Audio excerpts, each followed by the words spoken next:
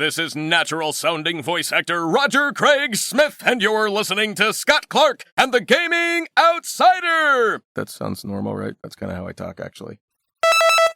Hey there, Gaming Outsiders. On this week's episode, Zack, Alyssa, and I answer a few video game-related questions from the community, as is tradition for the first episode of the month. In news, after the PS5 Pro rumors last week, now there's another one about a new Series X coming out this summer.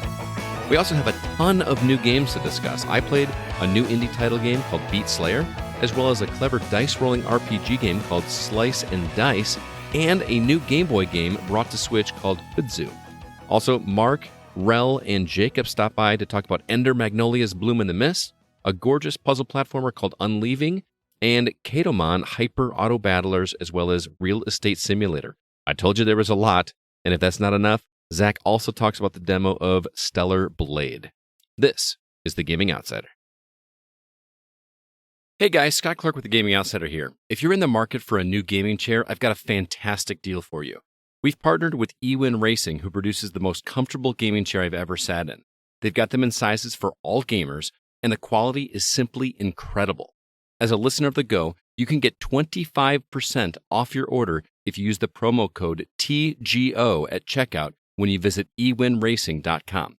You don't have to just take my word for it, however, as multiple members of our community have picked up a chair for themselves, and they love it just as much as I do. You won't be disappointed. eWin Racing, the best gaming chairs out there. Greetings, programs, and welcome to The Gaming Outsider, a video game podcast with a focus on our incredible community, which can be found at thegamingoutsider.com. We also have a community at facebook.com/groups/thegocast, and at Discord. There is a link in the show notes. If you'd like to join the community, we would love it. It is Sunday, March 31st. I'm your host, Scott Clark, and joining me are my good friends. First off, Mr. Zack Parkerson. How you doing, man? Hey, man, I'm good. I'm limber, fresh, ready to go. It must be. Good to have you here, man. Also joining us, Miss Alyssa White. How are you? I'm good. As you could tell, I've already had the giggles. A lot of them were, before the recording, but I feel like now I'll probably, if I giggle a lot, I'm sorry, everyone. It's okay. Alyssa's mind is in the gutter already, if you had heard us beforehand. It's a day. But it's a all good right. day. It's a good day is what it is. It is a good day. Chris is not joining us today. CB is on vacation with his family. I think he's either still in Tennessee or on his way back from Tennessee, so he is not going to be making it. But it's the three of us again, and I got some quick things to go over. First off, our March Madness is down to the Final Four. Are you guys excited? I'm excited. Which games are... Mario. Oh, a Sonic. And a Sonic, yeah. So, by the time we're done recording, I think the Mario 64 versus Mario between the Super Mario World will be done. We had a little discourse on which one was going to be voted for on that one. See, by the time this episode goes live, the winner will be decided. Probably, yeah. You're probably right. I really hope it's not. I'm sure it will be Mario versus Mario. Oh yeah. I don't know. What's the other bracket? Which is the Mario 3 versus Sonic 2? Yeah. So, I mean, who knows, man? Kevin's been campaigning. Without question, Sonic 2 is a better game, of course. We all know that. But I don't know if that... Sorry, did you vote Super Mario World or Super Mario 64? You've been cagey about it when we've talked. Well, I didn't want to, sway one way or the other on Discord, right? I didn't want to, influence anybody's decisions. The conversation we had was one of them, here's how it is. I think 64 was just such an important game for me when it came out because it blew my mind. Right. The first time playing as Mario in 3D, and I just was obsessed. I just could not get over how awesome that game was. But objectively, I think Super Mario World is the better designed game in terms of just overall everything. Like, it just, some of the wonder in that was amazing too, right? The keyholes were just so cool when we were kids. Mm-hmm. Like, that was awesome. So at the end, I did vote for Super Mario World. Now, you said you didn't even, think twice. You just immediately voted, and I assumed 64 is a better game. Really? Oh, okay. Yeah. I think, also better designed. But the way you replay those levels to master them even is smart. That you're exploring the castle to get from level to level is better than a world's hub world. That's a fair point. To be the first real 3D platformer, and then also to nail it perfectly. I mean, that is historically crazy. But then I also the set of power ups in that game is one of my favorite, with the different hats like Metal Mario and Wing Cap Mario. That's just so that's and the underwater levels. It's kind of stuff you couldn't do. They were using 3D so smartly, and I think it is wonderfully designed. It's probably second only to Galaxy for me. Interesting. Or You're right, man. Those underwater sections in Mario 64 were fantastic. Yeah, and again, the first time at bat, Right. And insane. They were all like, have they been that good since? I can't think of another underwater Mario level since then that was that good. I mean, Sunshine had some good ones. Mm-hmm. But I don't know. Nothing like the lagoon levels and stuff of 64, I don't think. Or that one weird one where like you're going underwater and you're on the surface a lot, but it has like those spiders that are on the surface, so you have to like watch where you're coming up for air. Yeah. Mm-hmm. What a good video game. Yeah. I have so many good memories of playing that. The first time just jumping in like that Bomb level, the very first one. Oh yeah, of course. It was just like, this is happening, guys. These are things from past Mario games, but we're seeing them in 3D. It just kind of blew my mind. And you see that chain chomp chasing right at you, but luckily, it's on the chain, so you're safe or whatever. Yeah. So Alyssa, Mario... I know you're a huge Mario fan. Yeah. Which way do you vote? I mean, it wouldn't be fair of me to vote because I haven't played either game, so I have no knowledge. Man, you guys have to remedy that one of these times. You guys really do just hate the American way of uninformed voting. That's what this country was founded on.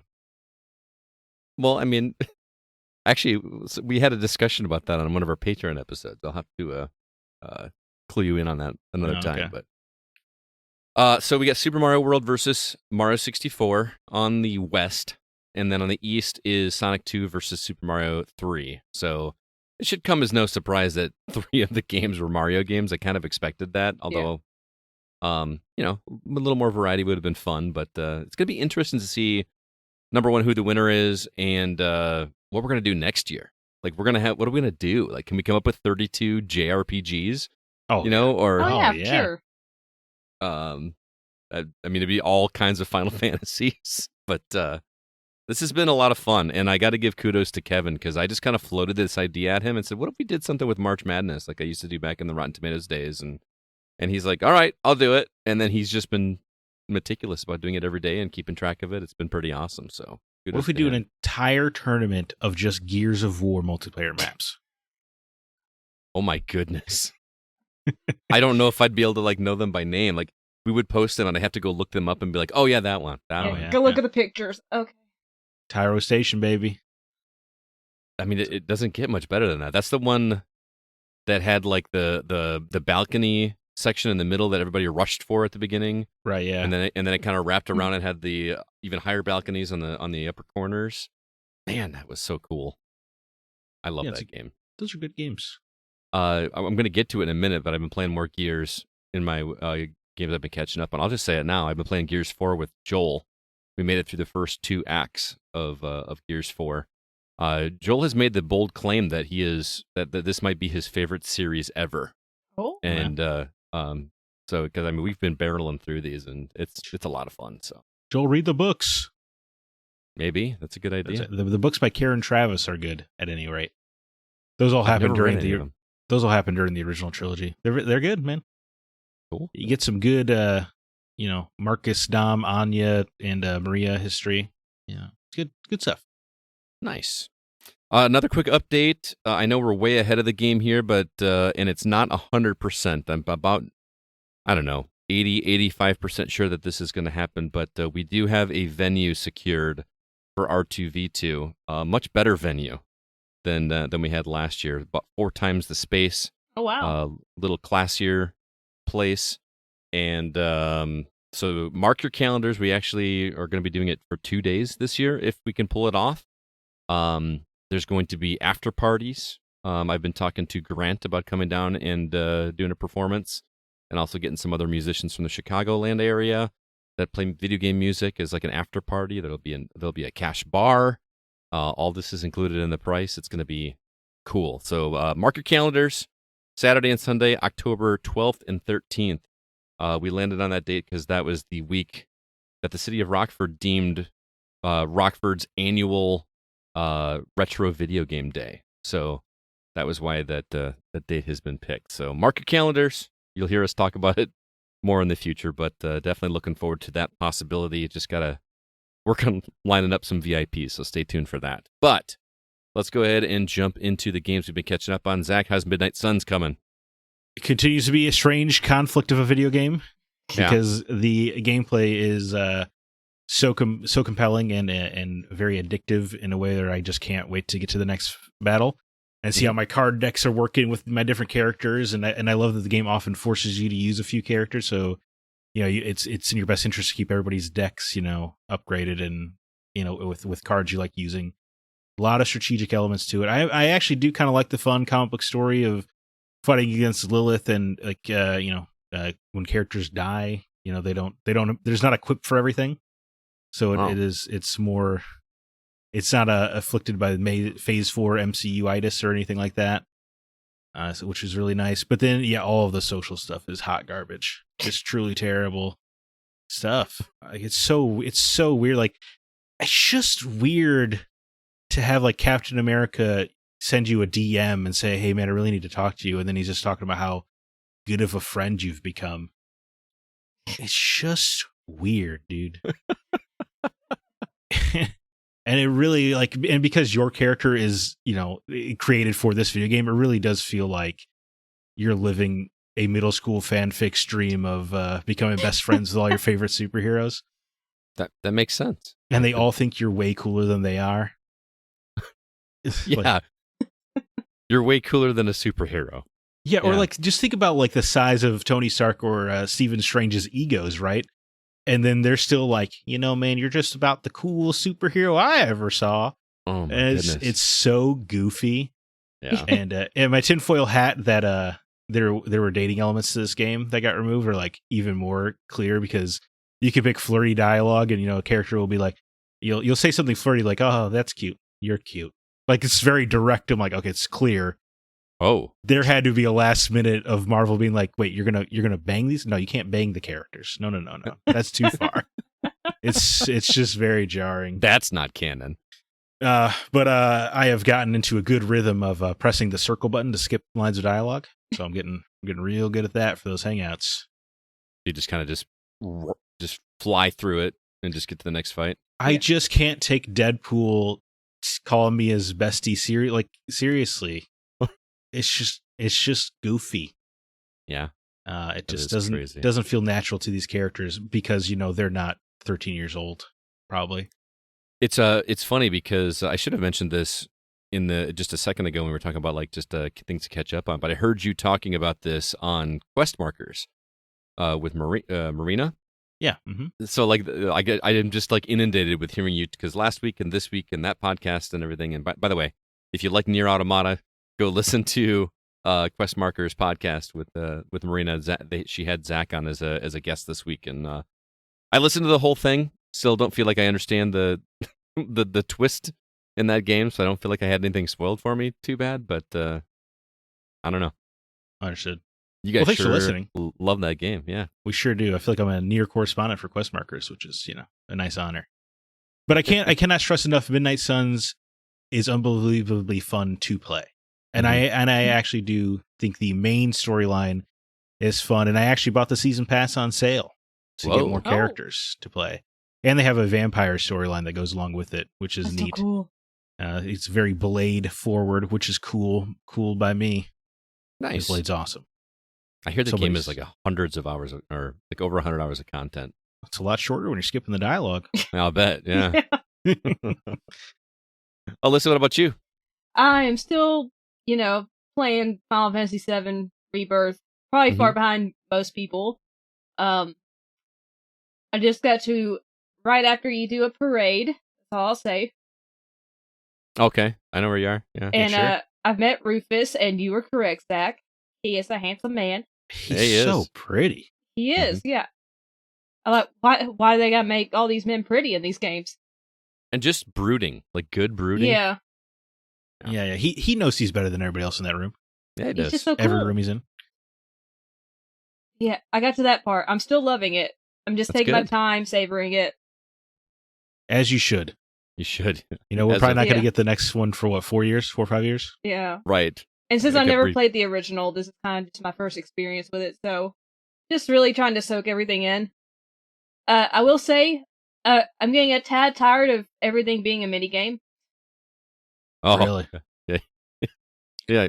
I got some bad news for you. Oh, I know, I read your reviews, Scott. Which, by the way, is Yeah. on the website. They do kind of let up the mini games in what, like the last third-ish. Well, yeah, because things are like very Happening. serious and dour at that Wow, point. I'm surprised.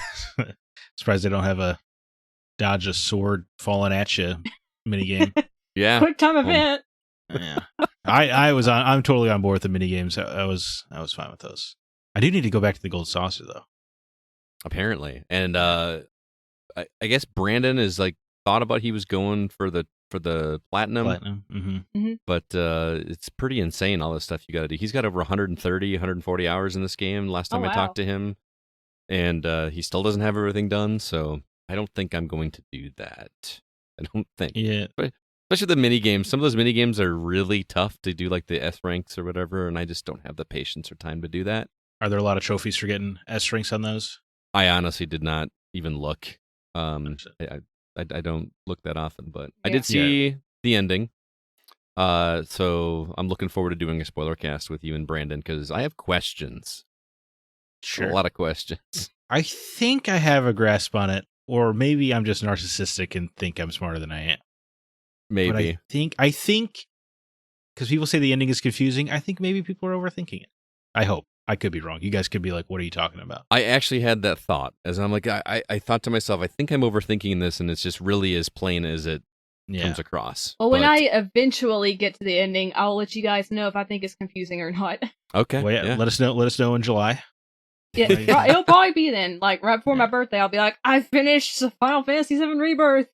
And Yeah. we'll say, what is that game again? It's so Yeah, so it's like, long we ago forgot we the played. ending. I also would you like to hear my my Baldur's Gate 3 story of the week? Of course. I don't think I could get through the week if I don't hear it. Yeah, we need it.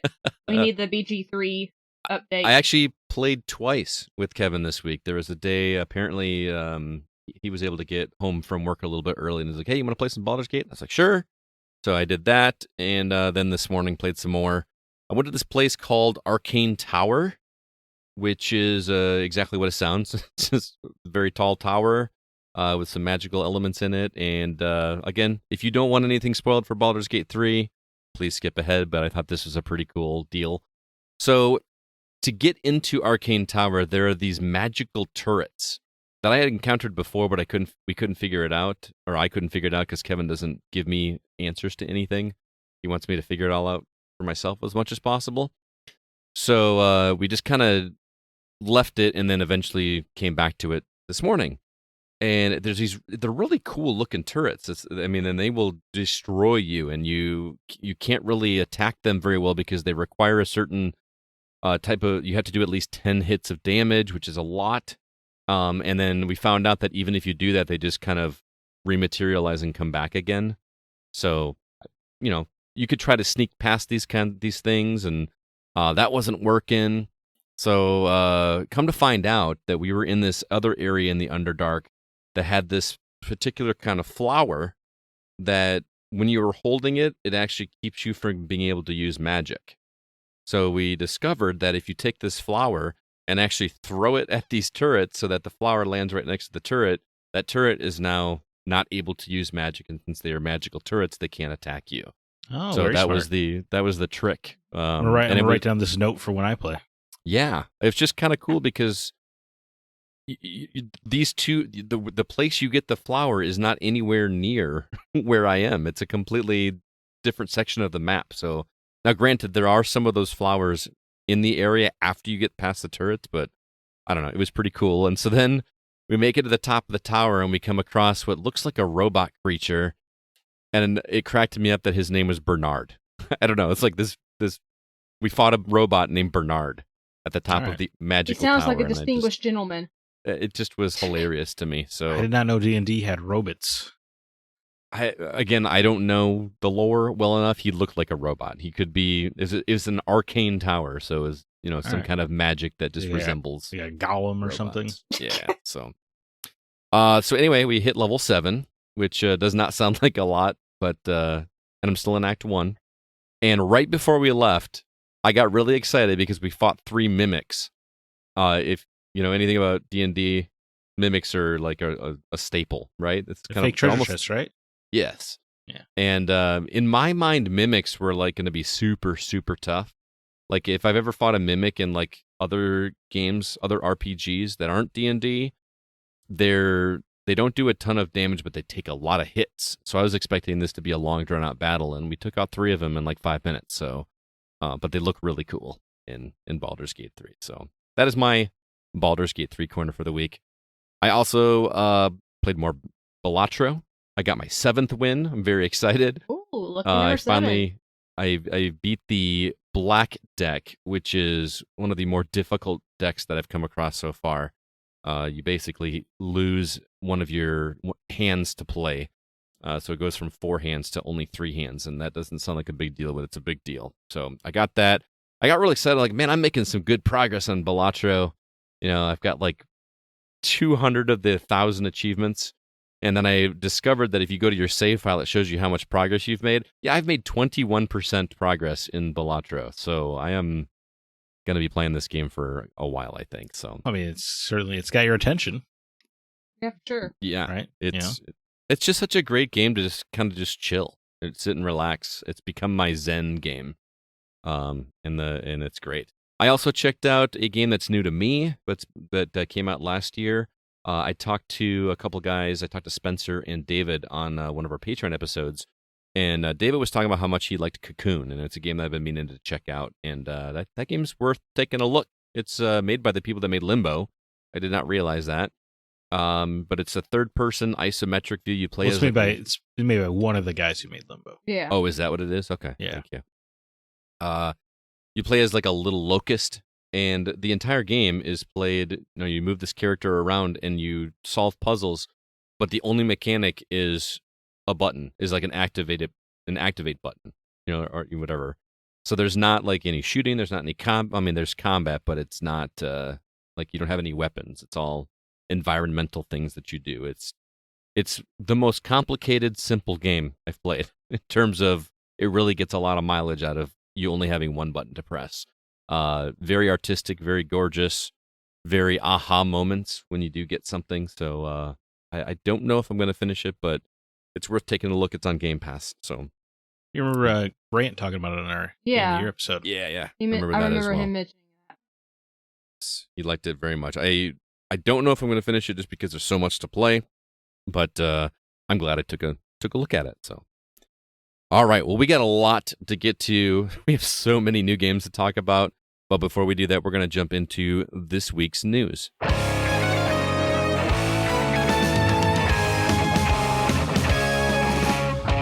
First off, a couple new trailers to talk about. Sleepy Time Village is a point-and-click adventure game from Lightfoot Bros Games. They actually posted that in our Discord for us. We got a trailer for, I guess a teaser trailer for V Rising Legacy of Castlevania coming to Steam and PS5 on May 8th. And then, right now, F-Zero Maximum Velocity is available on Game Boy Advance, or it's a Game Boy Advance game that is now available on Nintendo Switch Online if you do pay for that service. Let's see what else we got here. Xbox Cloud Gaming's beta now includes mouse and keyboard support. We had some sad news this week as streamer Ninja has skin cancer. We could be getting a new Xbox Series X as soon as this summer. And let's see, PlayStation Plus freebies for the month of April were announced. And lastly, Gearbox is being purchased for $460 million. Zach, what story would you like to talk about? Well, I think the significant news might be Gearbox being sold for nearly $500 million. My first thought to this was, boy, did Sony overpay for Bungie. Right. Yeah. Oh my God. Sure. But the deal will complete in June. This is Take-Two purchasing it from Embracer, which makes a lot of sense with the Borderlands ownership. Randy Pitchford will still be the head of the studio, him and his flash drives. And they're currently working on 6 games, 2 Borderlands, 2 Homeworlds, and at least 1 new IP. I think they are bringing back a MOBA from the dead this week too. So Gearbox is making moves. Yeah, I don't know. It's probably good to be freed from the clutches of Embracer at this point. And certainly Embracer needs a capital. If nothing else, peace of mind, right? Yeah. Right, Like, yeah. I thought Take-Two had Gearbox at one point. Am I misremembering that? I thought No, they they did d- as well, but No. If they did, I forgot that. You guys are probably right. I'm just imagining the 2K logo spinning when I open Yeah, up 'cause- Borderlands. I Well, yeah, remember 'cause when I it- played the first 2 Borderlands, it seemed like I remember the 2K logo being there. Well, they certainly published Borderlands, but I don't think Yeah. they owned Gearbox. Oh, okay, that's the connection. That's probably what we were thinking. Okay. Yeah. So this is really just makes sense then. Yes. Yeah, for sure. I'm sure they're feeling like they're in much better hands. And like you said, Embracer needs the money at this point. Right. I mean, it is crazy that, when Embracer bought Gearbox, it was for over $1 billion. Mm-hmm. And here they are selling them for $400 million. And I wonder, is that a reflection of Take-Two knowing they can take advantage of Embracer? Or is this a situation where Embracer was just so desperately buying things up that they way overpaid for Gearbox? I think it could be a little bit of both. Oh, for sure, But yeah. I'm also not going to feel bad about taking advantage of Embracer. I kind of have that name just like makes me bristle Oh, no, of course. Yeah, Yeah. oh, yeah. at this point. So I interesting. know. I don't care about them being taken advantage of. I would think Take-Two is a savvier business than Embracer. So I wonder if this is the more accurate price for the company. I mean, you say that, and I agree with you, but how did Embracer have all this money if they're not good business? If they don't have a good I business, think they were just taking out loans and money to buy stuff up so they could sell to the Saudi guy, Oh, is that what it the is? Saudi Oh. prince. It was a kind of short-sighted decision making that you would think if you were CEO you would be fired for, Right. but Yeah. not CEOs don't get fired. in this world. Mm-mm. Unbelievable. Anyway, it's probably good for Borderlands. Hopefully that if that movie pops off, then it's an even better deal. Really, That's really going to be kind of the telling tale for the future of the Borderlands series, I think. If that movie does well, then people might want to hop on board and play the next game. yeah. Do you think the game comes out or is announced alongside the release of the movie? Or could you imagine if they just like shadow drop that game the same weekend that the movie comes out? Sure, That could be a pretty I mean, smart move. that would be crazy. The geriatric Borderlands movie. It looks fun. No, it does look fun. It does. People keep calling it the geriatric Borderlands movie online. I think that's very funny. Well, what's her name? I can't think of her name. Kate Blanchett or Kate Blanchett. Yeah, that's not who I would have ever imagined for Lilith. Well, Jamie Lee Curtis, Kevin Hart, Jack Black. These are not whippersnappers. Mm-hmm. by I any mean, that's stretch. true. Yeah. But I do think the movie looks like it should be pleasing to Borderlands fans at any rate. Mhm. Yeah, I agree. Moving on, Alyssa, what story would you like to talk about? Let's talk about potentially getting a new Xbox Series X as soon as this summer. This is Mhm. not verified, so it's still just technically a rumor, but the images look pretty real. The new console is white and does not have a disk drive. It has an improved heat sink, but no other changes. And it's expected to be a cheaper price point than the current $499 price tag. I'm curious about people that are super stoked for this. I don't understand. I mean, just getting rid of the disk drive and improving the heatsink and changing the color. Yeah, I mean the color has never done anything for me No. in terms of I don't care what the consoles look like on my shelf as long as they don't have a pop collar. But I don't know. It's like, yeah, we're gonna charge you less, but it's not gonna have a disk drive. Like, part of the reason I went the X over the S at the Mhm. time was because I wanted to have the option. I know I hardly ever used the disk Yeah. drive, but I wanted to have the option. Well, But that if was I my wanted thing to- too. And plus, Yeah. you could play 4K discs on it. So Mhm. it's also a Yeah. movie player. Exactly. I can't remember. Does the PS5 play 4K? I assume it does, but I I don't think want it to. does. It does. So, I don't know. Taking that away, and this thing's gonna. If it's gonna be less than $499, it's gonna be like $450 or $4. You know what I mean? It's not gonna be Mhm. $300. You know what I mean? I don't know. And I am happy I have the X over the S because I again, going back to my Baldur's Gate 3, Kevin is playing on an S. I'm playing on an X. And I'm finding myself just sitting waiting for him to get loaded into a game all the time. So that is a specific case, though, of a game not running well on S, where the developers even talked about. Right. I'm sure there are other games where the differences are, more negligible. Right. Didn't you have issues with Vampire Survivors on that? Or am I thinking of a different game? I was playing on the base Xbox One. Oh, Xbox One. From 2013, and Vampire Survivors took a minute to boot up, which is funny because, it looks like it could run on a calculator. True. Yeah. Sorry for the mix-up. No, you're good. I mean, I almost regret getting a S because it doesn't have our disk drive, because I use the Xbox for a lot of backwards compatibility stuff, and you can't do that as easily without a disk drive, unless you're going to buy everything again digitally. So to me, I really don't understand who this is for. The only reason I got the S is because it was dirt cheap, $150 or whatever when I got it. So I don't know. Wasn't it like through Verizon or something, or some? Yeah, some weird specific deal that didn't make any sense. But hey, right. I just needed it. I needed it for Hellblade 2 and inevitable Gears of War 6. Right. Well, both games that you bought the console for that we still don't have a release date or even an announcement. Hellblade 2's in May. Yeah. Oh yeah, you're right. They did finally give it a release date, but I mean, the only reason I got an Xbox One was because, surely they'll make a Gears of War on here at some point. You'd think so. Yeah. Back in the day, they better. That's all I'm in Xbox for Gears of War, really. Yeah. Other news. This probably isn't for any of us, but the Xbox Cloud Gaming's beta having mouse and keyboard support, I feel like that's a big deal for a lot of people. It's only going to be available on Edge and Chrome browsers. I just tried to say Chrome browsers. Chrome.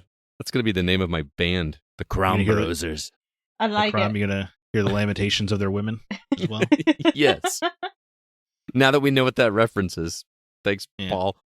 It's just a preview feature at this time, these are you can't play everything with mouse and keyboard, but the games they've got so far are Fortnite on a browser, Ark Survival Evolved, Sea of Thieves, Grounded, Halo Infinite, Atomic Heart, Sniper Elite 5, Deep Rock Galactic, High on Life, Zombie Army 4, Dead War, Gears Tactics, Pentiment, Doom 64, and Age of Empires 2. What's interesting to me from this list is that the only one that, unless I'm mistaken, is multiplayer is Fortnite.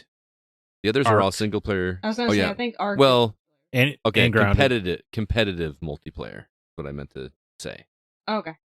You know what I mean? Ark and Grounded are going to be like co-op, right?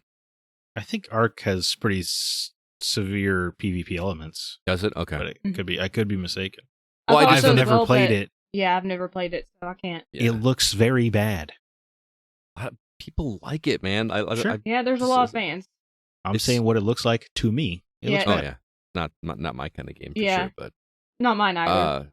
I just know that when it comes to mouse and keyboard, my mind immediately goes to mouse and keyboard has a distinct advantage over someone with a controller, right? Right. Mm-hmm. I think we can all agree on that. So, my worry is if you let people on Xbox play mouse and keyboard, is there going to be an option in these multiplayer games to play only against people with a controller or whatever? I don't know. Doesn't bother me much to play multiplayer games, but I never had a problem winning in Fortnite against PC players. Okay. It's no big deal. Yeah. I think it's because the consoles give you such generous aim assist that it probably balances out against PC people. Gotcha. For Fortnite, anyway. All right. Well, that was a quick news segment. I think it was kind of a somewhat slow week outside of the Gearbox news, but some interesting things nonetheless. Let's go ahead and move on. I want to remind everybody that we are an independently funded podcast, which means we do pay for our podcast hosting services on our own. We don't have a publisher or anything like that paying for us, so we rely on you guys to help us out, and we do that with a Patreon. If you would like to get, first off, the episodes each week a day earlier than everybody else, you can sign up at Patreon. If you'd like a bonus episode or two, you can also sign up at Patreon. We got different tiers for each of those. And right now, we've got 2 episodes for the month of March that are published as of this episode. So we have a Meet the Patrons episode with David Newman and Spencer Cushing. That was a pretty fun conversation. Got to finally hear some talk about Helldivers 2, which everybody in the world is playing except for the 3 of us, apparently. So I got to ask some questions about that game. Shame on us, man. Yeah. I know. We should be spreading democracy. The community aspect of that is what's intriguing me the most about that. I did not realize it was such a community-focused game. I love the way they're doling out new content. Yeah. Without telling you what it, just putting it out there. Yeah, or just being like, we're seeing, or the official Twitter account being like, we're seeing reports of flying bugs. Everybody knows bugs can't fly. These are our soldiers, with PTSD. They're just seeing things, and then finally, when the flying bugs get to the front lines, they're like, we're hearing the first reports in history of flying bugs. It's so good. I think so there was fun. one tweet that said, "You sound like a sympathizer. If you're seeing flying bugs, you're sympathizing or whatever." That kind of stuff is just great. That stuff makes you want to play the game. Yeah. I'm with you. Also, I sat down with Aaron Peterson from the Hollywood Outsider and talked to him about casual gaming and reboots and remasters and their effect on the industry. So you did have the courage to have that conversation, huh? I did. I grilled him a little bit, just a little bit, though. Good. We're still in the future planning a Final Fantasy VII Rebirth spoiler cast with Zack, myself, and Brandon Smith. We had to reschedule it for next week, so that is coming. And Kevin and I are going to do another trade-off episode with Paper Mario on Nintendo 64, and I'm playing a Dreamcast game that I've never played before called Evolution, The World of Sacred Devices. I got to start that this month. And at some point, Zack and I are going to do a Break the Seal of the Lone Ranger and the Sands of Time. Have you started Lone Ranger yet? Have you finished Sands of Time? No. Do I have to finish the game before you start the Lone Ranger? I got to figure out how to do illegal stuff. Well, I guess I own the game, right? So yeah, it's not illegal if you own the game. Okay, yeah, all right. And there's an emulator already on your laptop, so all I got to do is just I actually sent you the file. Okay. Maybe it was a while ago. I have to find it again. I'm sure I'll figure it out. Don't worry. Yeah. Anyway, if any of those episodes intrigue you, or you'd like to just chip in and help us out over here, you can do so over at patreon.com/thegocast. Now let's go ahead and jump into the new games that we've been playing.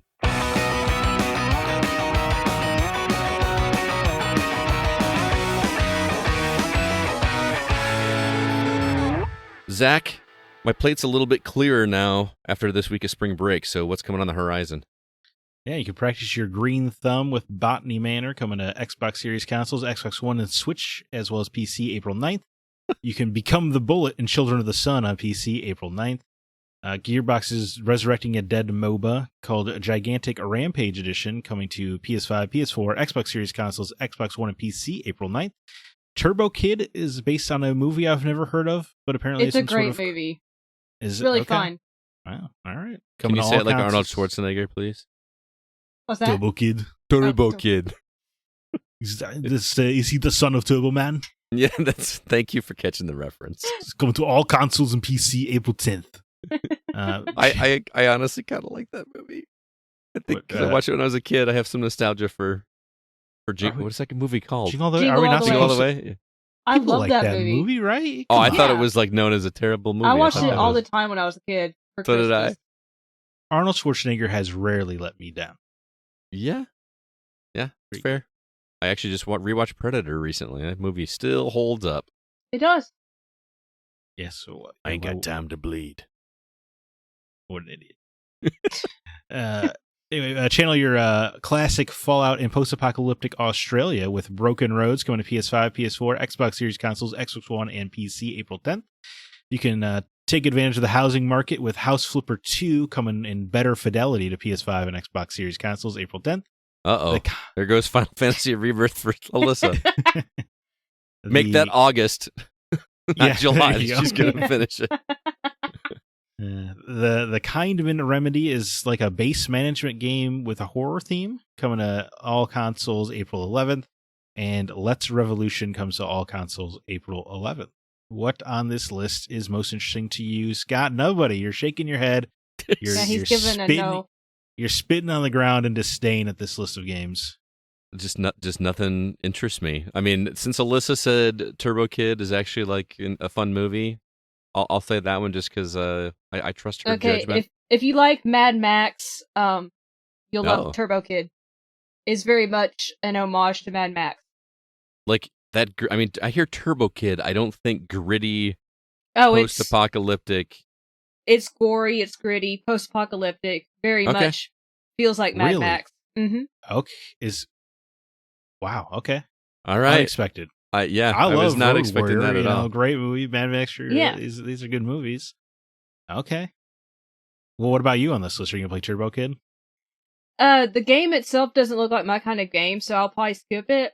But you guys already know House Flipper 2, and I would have had this pre-ordered already, but Xbox will not allow you to pre-order it yet, and it comes out soon, as of the time of this recording. So, yeah, I don't know when I'll be able to buy it, but that is the case with a lot of smaller games on PlayStation as well, where it doesn't actually let you prepay for them for some reason. Yeah, I don't understand why. Yeah. I don't understand pre-ordering digital games in general, but I usually don't, but I know I'll probably love House Flipper, so I understand. Yeah. Yes, Scott? I'm going to admit something. I neglected to watch the trailers before we recorded, and I know I'm admitting that. But with that said, I just pulled open the Turbo Kid trailer, and yes, this is my most anticipated game off of this list. Yeah. This, I mean, it's very pixelated, but it's like a 2D gear gated game where you ride a BMX bike, and there's like Sonic ramps and dude, it looks rad. It looks. I'm seeing the excitement on Scott's face in real time. Yeah, like I'm. There's like one section where there's a half pipe, and you have to get. Yeah, this I may just like have to pick this one up. At one point, you get like these tire things on your. You get these tire treads that lets you climb up walls, like Spider Ball style in Metroid 2. Yeah. Turbo Kid is gonna have to be added to my list. That game looks awesome. Scott Clark is all turned around. Yeah. Right. So and then House Flipper for Alyssa. For me, I wish it was coming to consoles, and I think it will later. But Children of the Sun, I think, looks cool as hell. That trailer was really well made. You know, it's just like imagine Sniper Elite, but after you shoot the bullet, you get to control the bullet. Mm-hmm. Oh, so you it's are Wanted? the bullet. Yeah, it is a little Wanted-ish, Scott.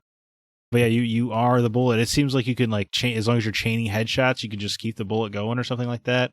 It looks more puzzle game than shooter. I don't know. I think it looks really fun. A lot of creativity in there. Interesting. I don't know what the name Children of the Sun has to do with becoming a bullet, but you know, it looks cool. Main character looks pretty cool too. Yeah, absolutely. Interesting. All right, but look, thankfully you've played Beat Slayer, so you can get that out of your way, so you can play Turbo Kid, right? Yeah. Beat Slayer. It looks like it's a rhythm top-down action game. Looks like, right? Yeah. Remember Hi-Fi Rush? That of course. Yeah. I sadly still have not played that, but it looks amazing. I played Hi-Fi Rush, and I'm going to admit that game seemed perfect for Scott Clark, and it did not click with me. Okay. For those that aren't familiar with it, but that's the game where everything in this 3D world is going in beat with the music, and you have to attack and beat with the music in order to get power-ups and all this kind of thing. That never worked for me. Beat Slayer took that formula, not exactly, but they did it with an isometric roguelike game, and I absolutely love it. It is great. You play as this girl named Mia, who is, and I actually kind of appreciate the story setup a little bit, because it's like it came right in just the perfect time after finishing Final Fantasy. You got this evil corporation that you're supposed to hate, just like Shinra, and they are mind controlling everybody in the city by blasting music all throughout the city, and everyone just kind of goes about their day and does whatever the corporation tells them to do. Mia got this punk rock attitude, and she's like, no way. She wears headphones, and she basically lives life at the beat of her own drum, if you know what I'm saying. Yeah. So she's listening to her own music, and she's on a mission to go rescue her brother, who has been mind-controlled by this evil corporation, and she wants to beat the evil Dietrich, I believe his name is, and bring him back to your home base. So the hook of this game is that you basically have 3 different types of attacks and a dash. So you've got a standard melee attack, you've got a kick attack that does some kind of stun, and then you have a special attack that just does a lot of great damage, but you have to build that up over time. and then you have a dash to allow yourself to move out of the way. Those are your 4 basic attacks. You don't get them all right away, but after a couple runs, you'll get them. And you have to do each one of those things in beat with the music. So if you attack, you have to attack on the beat. If you dash, you have to dash on the beat. If you kick, you do your special attack, you have to do it on the beat. Now, you don't have to do them consecutively, which is nice. Most these types of games, like if you miss the beat, it would do nothing, you're screwed. This one, as long as you do it on the beat, you're good. And then if you get 20 beats in a row, then you go into like a hyper mode. I think it was originally called hyper mode, and they gave it another word that I don't have on me right now. I wrote it in the review. It's like a German word. Okay. And you go into this mode, and all of your attacks do much more damage. So the more that you do not consecutive, but the more times you hit something on beat, it increases this counter, and every time it makes you more stronger and stronger and stronger as you go. So you literally can't button mash your way through this. You have to do things in a dance. While I was playing it, I actually thought of you, Zack, because we've talked in the past about playing the Arkham games, and the combat in there almost feels like a rhythm game. Yeah, definitely. Where like you're kind of dancing around the characters and waiting for the opportune moment. That's what this game does, but it actually does it to music. And it does it a little bit more deliberately with music. So, I mean, there are times where the enemy will telegraph an attack, and that's, it's time to dodge, get out of the way, and then come back in with your attack. And like, I was playing it so much that when I got back to my home base to do the typical roguelike stuff, I was going through the menus in beat with the music. Yeah. You know what I mean? Like, because I was so like in the zone of doing this, and it is a ton of fun. I was not expecting to like this game as much as I was, because I feel like it's going to be another Hi-Fi Rush, which didn't work. I love this game, and the one more run mentality is great. And then there's like, they do this Slay the Spire thing where you have like branching paths to get there, so you get to choose which one you want, and depending on which path you take determines which power up you're going to get along the way. So you get these bonuses like electricity or fire, or they call it virus, but it's basically poison, because all the enemies are robots, right? Mm-hmm. And or you can also get XP, or you can get there's some kind of hot dog, like curry dogs, I think she calls them. It's the food that you eat to replenish your health. They're called curry dogs. And that sounds delicious. I want a curry dog. I want a curry dog too. But I discovered after multiple times going through, I decided just to focus on one ability, and I focused on lightning. And this game, when you actually select things that are the same element that you've been choosing instead of branching out, it makes such a difference. I thought I broke the game on the run that I completed, because I wasn't even getting hit in the final area. I beat the final boss. First time I got to the final boss, I beat him without taking a hit. Guys, I'm not that good at video games. I think I just got this lucky combination of whatever. But it felt awesome. It was your DJing powers coming to light. DJing powers. It's my Guitar Hero skills coming in with the on beat of the music. Yeah. But it's so much fun. It's only right now. It's only on PC. I really hope this comes to console, because I think this is a great little game that I would love to play through again and get some achievements or something. If you've got a PC, it plays great on Steam Deck. That's where I'm playing it. Absolutely love it. You just get in the zone. The only thing I don't like about it is Mia is very much, punk rock attitude, and she says all these one-liners all the time. Like every time she gets that hyper mode, she says something like, "Oh, I'm feeling like I'm on the beat." You know what I mean? Or something. But then she says all these other cheesy one-liners just to talk trash to these robots. And most of them are something that's from another property, like a movie or game or something like that. Or little twists on them. Like my favorite one, and I'm saying this in air quotes, is, "I'm here to kick ass." And that's it. Oh, boy. Oh, okay. Like it's that level of, okay, all right. It got so bad that I actually lowered the dialogue volume in the game to as low as you can go without it being completely gone, because I still wanted to have the conversations with the characters. You know what I mean? So like I said, I did make it through one run, and then the game continues the story. And so now that you've rescued your brother, Now you have to take down the corporation, but you have to do it 4 different times. They have this goofy story with the whatever you have to take down, you can only be in there for enough time to take one of them before the mind control stuff takes you out. So you have to do it on 4 different occasions. So it's basically you have to complete 4 more runs to actually beat the game. But I don't care because it's so much fun, and they increase the difficulty in a interesting but fun way at the same time. So Beat Slayer. It comes from developer Bite Rockers Games. I believe it is a German developer, and was published by them, and Paris Games was provided to us by Neon Hive. I really, really like this game a lot. Wow. Yeah.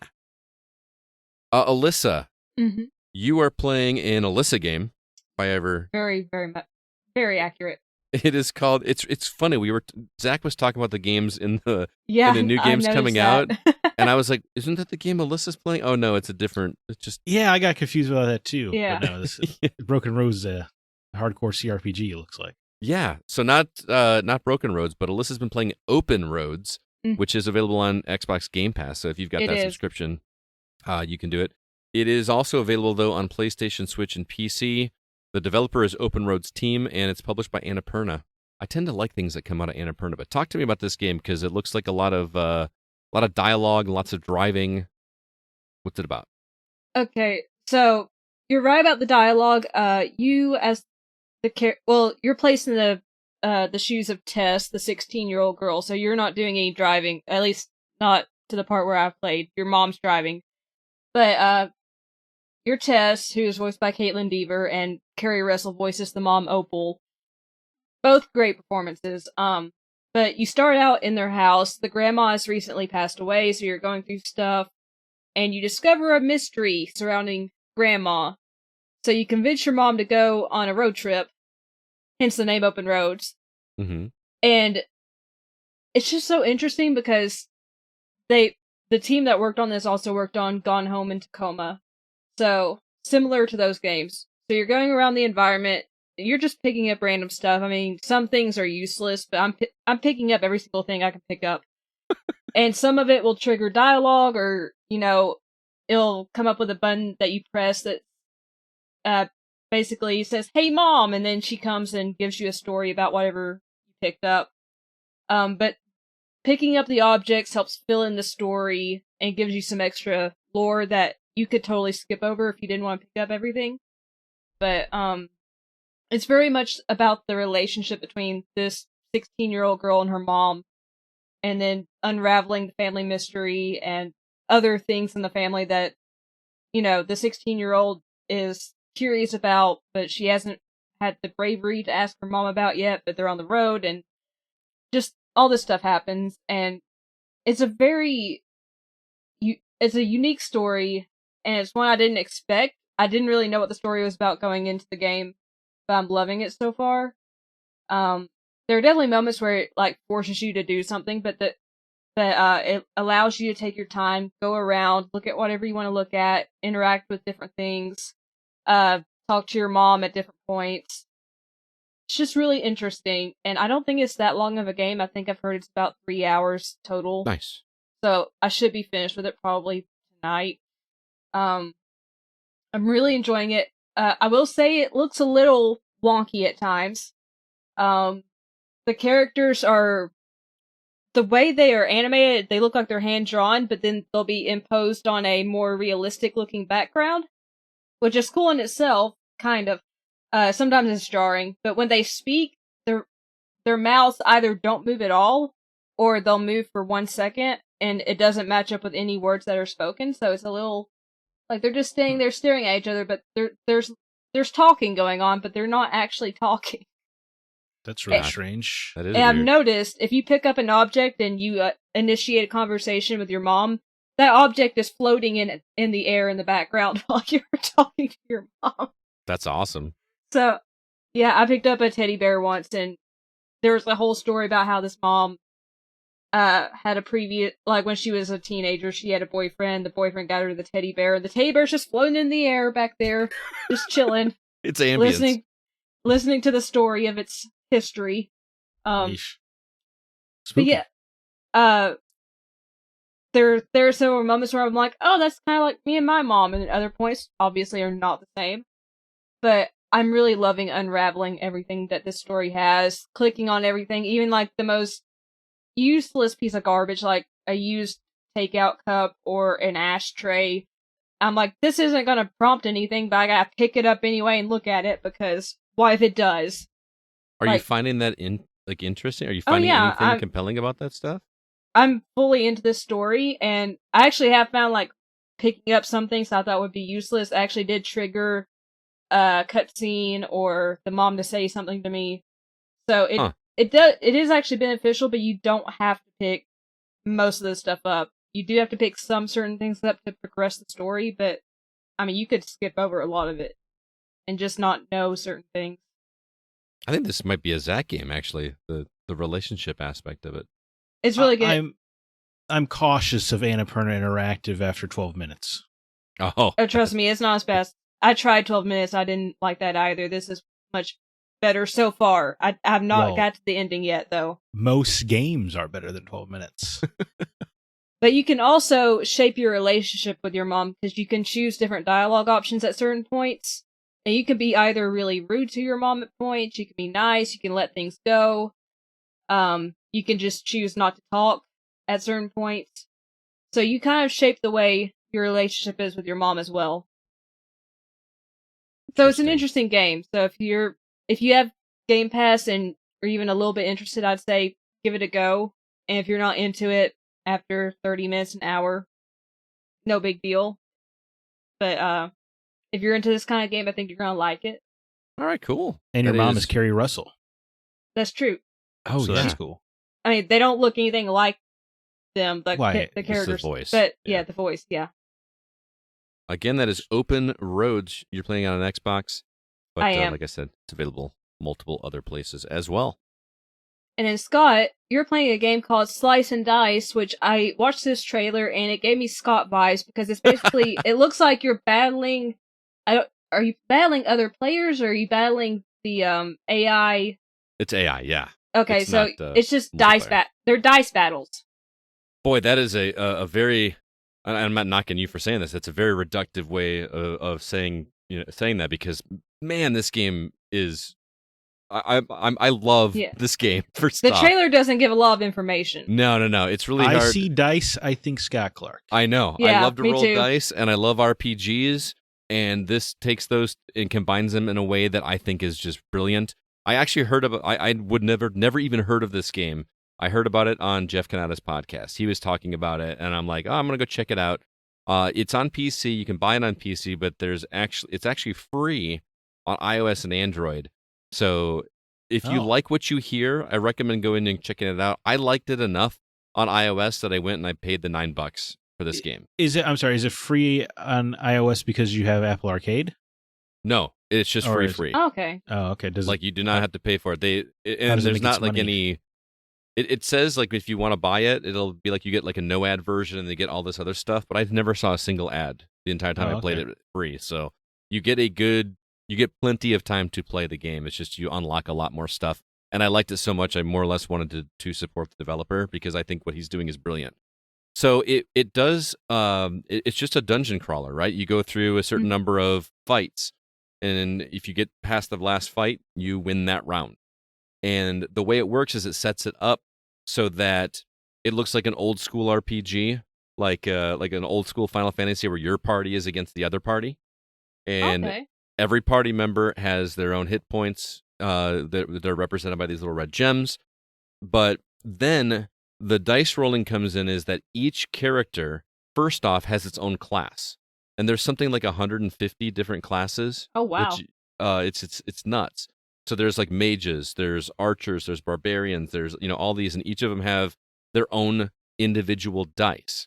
So each character has one die, but you're rolling for your entire team, so you roll all 5 dice, and each side of a dice will have different things that they can do. They can attack for 1 damage, they can attack for 2 damage, they can heal, they can shoot a bow, or there's also X's, which means nothing happens. So when you roll all 5 dice, you get to do a Yahtzee thing and keep whichever ones you want and assign it to the respective character. and then roll the remaining if you want to, and then you can do that up to 3 times. Then the opposing side has the same thing. They each have their own die, so you get to see what their attack is going to be. You get to see who they're planning to attack. You get to see, you can actually look at their die and see what all of their abilities do, and then it becomes a game of strategy. I see this guy is going to attack my character down here, so I'm going to use a shield on him to protect him, while this character is going to heal this character that got nailed last time, and this guy is going to attack or conjure up magic so that he can cast a magic spell. I understand I'm not explaining it in a very simple way, but that portion of it is the simplest that this game gets. It's very, very simple. You just work your way through the dungeon, wipe out these enemies, heal yourself if you need to. But along the way, you get loot. So you get you'll get a piece of armor or something that will do some, like for instance, I picked up one today that says if you have, it'll take whatever your center die emblem is. Okay, I'm going to back up. And you get to customize your dice in this game? Is that in like this T-shaped grid? You can't pick it. Each character comes with its own set of its own die. So like you said, like a T shape. If you imagine unrolling a 6-sided die, and it makes like the T. When I saw in the trailer that shape or whatever, it reminded me of something I hadn't thought about in like 20 years about making my own paper dice as a kid. Oh yeah, yeah. Which is crazy to think about. Yeah. Yeah. So no, like each character has its base T square thing or whatever with the same thing on the dice, but you can get equipment or items that alter that. Okay. The armor that I got today said whatever is in the center, you can actually copy it to one of the other top or bottom ones below it. Yeah, so if you have a character that has a red X in that spot, you're going to want to equip that armor there so that they now get rid of that X and they have more of a chance of getting an attack. You know what I'm saying? Okay. Yeah, of course. Yeah. It is brilliant, and I feel like as much as I've played it, I've barely scratched the surface on the potential of where this game can go, because there's just an seemingly unlimited number of combinations and permutations of ways to do it, and it is so addicting, and I love having it on my phone because I could just sit there and it's really good about like if I don't make it all the way through the dungeon, just like saving it and then picking up where I left off last time, so I don't have to play the entire run. It is slice and dice. I am in love with this game, and I'm so glad I discovered it because it almost flew completely under my radar. It's great. I have downloaded it on my phone. Awesome. I would love to hear what you think about it because it's a lot of fun. Looks cool. It looks very simple, pick up and play kind of thing. Yeah. Yeah, it is. It's great for like if I know you transit, you do public transportation, right? Yes, far too much of it. Yes. So this would be great for that if you don't feel like pulling out like a Switch or a Steam Deck or something like that. Of course, yeah, or reading a book. Yes, yeah, and it's great. And there's something about like even the sound. I don't know if you wear headphones when you're traveling, but like the sound of the rolling dice and attacking the enemies and is that your ASMR? Is just rolling dice? Oh, dude, I love the sound of rolling dice. It's great. Please check out. Even if you're at all sold on this, just download one of the phone versions and see if you like it. And if you do, it's $9. It's only $9 for this game, and it's made by one guy. It's pretty great. So slice and dice.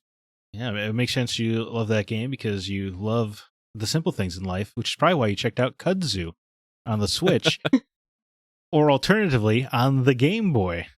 Yeah. There you go. Yeah. Yeah. I'm not sure if it's pronounced Kudzu or Kudzu. I'm not sure how to pronounce it. Kudzu. Kudzu? Well, in my Americanism, I'm going to say Kudzu. Okay. Yeah, in my Southern speak, Kudzu. Kudzu. I love that boy, Kudzu. He's a cool guy. This Game Boy, this looks like Link's Awakening. Am I mistaken? Not at all. That's exactly what I thought and kind of why I was drawn to it. I'm like, it looks like Link's Awakening. But this is a brand new Game Boy game. This is actually the first, it's only like somewhat recently come out on Switch. This has been like a physical cartridge that you could buy for the Game Boy and just play like normal. It's just kind of crazy to me. But they ported it to Switch, and very much Link's Awakening. I mean, some of the character models remind me so much of characters in Link's Awakening. Like, there's an alligator character that you go to. It's what helps you like increase your ability to refill your HP or whatever. It looks very much like the gator that you feed a can of dog food, I think, in Link's Awakening. Do you remember that? That game's so cool. I love Link's Awakening. What other game can you feed an alligator with dog food? I know. It's just crazy. That whole quest is awesome. Anyway, Kudzu does look very much like that, but it also does a really good job of standing alone on its own. Because, let the Link's Awakening draw you in, but then you kind of see what it does on its own, and it's great. I was not expecting this, and I almost said it when you were talking about one of the other games that are coming out this week about gardening, because that's the theme in Kudzu is gardening. Like, the Kudzu is actually the name of a plant that is an invasive species of plant that is like overtaking the world. And what cows chew on. They chew their kudza. That's the thing. Like, is that why they call it kudza? Cud? Chew your cud? Maybe, but that down here in the South, if you see a cow chewing, they're chewing kudzu. Really? Mm-hmm. Okay. That would explain why when I was trying to look things up and I would just look up kudzu and like all this like plant stuff kept popping up. So apparently like this is a word that is new to me, but everybody else. We get to learn something new today, Scott. Yeah. No, but gardening is the theme of this. You wake up and you're supposed to make tea for the master gardener or something like this.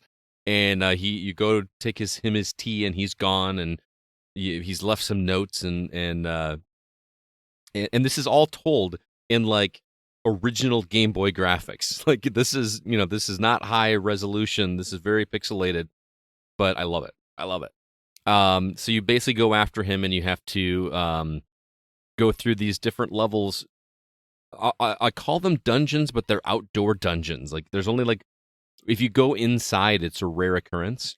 So like the first level is like a kudzu field. There's bales of hay but it operates like a Link's Awakening dungeon. And you basically have to get to different corners of the map in order to destroy roots that will open up the door to the boss. But the boss is not like the final boss of the level. It gets you like the next weapon or garden tool. Like you start out with like a machete, you work your way up to a garden hoe, and then you get a rake and all. It's all kind of crazy stuff. So it's got that gear gated element too. Yeah, like you need a hoe in order to get past certain patches of dirt that you. We all do, man. Yeah. And then there's like piles of leaves that have to get raked up, and there's a really clever puzzle where you have to. Oh boy, how do I describe this? You remember those toys when you were babies that had the holes in the side of them, and you had to put the shapes in the right holes? Sure.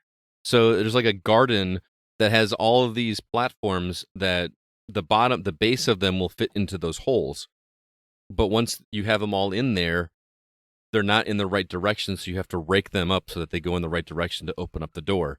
So I was like all excited because I got them to go in the right holes, because they don't show you explicitly stop it, both of you. I didn't do anything. It was his face. I'm just emoting. That's not my problem.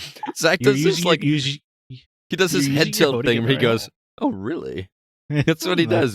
He has a certain facial expression. Like, I can tell when he has thoughts. I'm not aware of these facial expressions, okay? Yeah. They're there. All I'm hearing Scott talk about using his hoe, getting the right hole. I'm just listening to this game, man. I'm intrigued by the gameplay. Anyway, so it is. I haven't finished it yet, but I sat down and I think I played it for like 3 or 4 hours straight without stopping yesterday. It's charming. It starts out very, very simplistic, but it ramps up in difficulty. And not just I'm on Game Boy, and so the hitboxes aren't quite what you're used to on modern games. It takes a little bit of getting used to there, but it's great. The dialogue is great. It does some cheeky lines in there that aren't overly cheesy. You know what I mean? They made a comment about AI, like. There's like you meet an artist or something, and he's like, it's not like that those pesky AI people or something. I don't know. It was really just like a little reminder that you're not playing a game from the 80s and 90s. This is a current game. So I haven't seen it to its conclusion, but it is charming, and the progression is great. The music is outstanding. I can't believe they got that music out of a Game Boy, and I can't wait to finish it. So Kudzu, Kudzu. I'm playing it on Switch. It's from developer Pie for Breakfast, which is, I love that developer's name. Their logo is fantastic. It's like a pie with one corner of it cut out, and then it's a sun. I just think it's clever.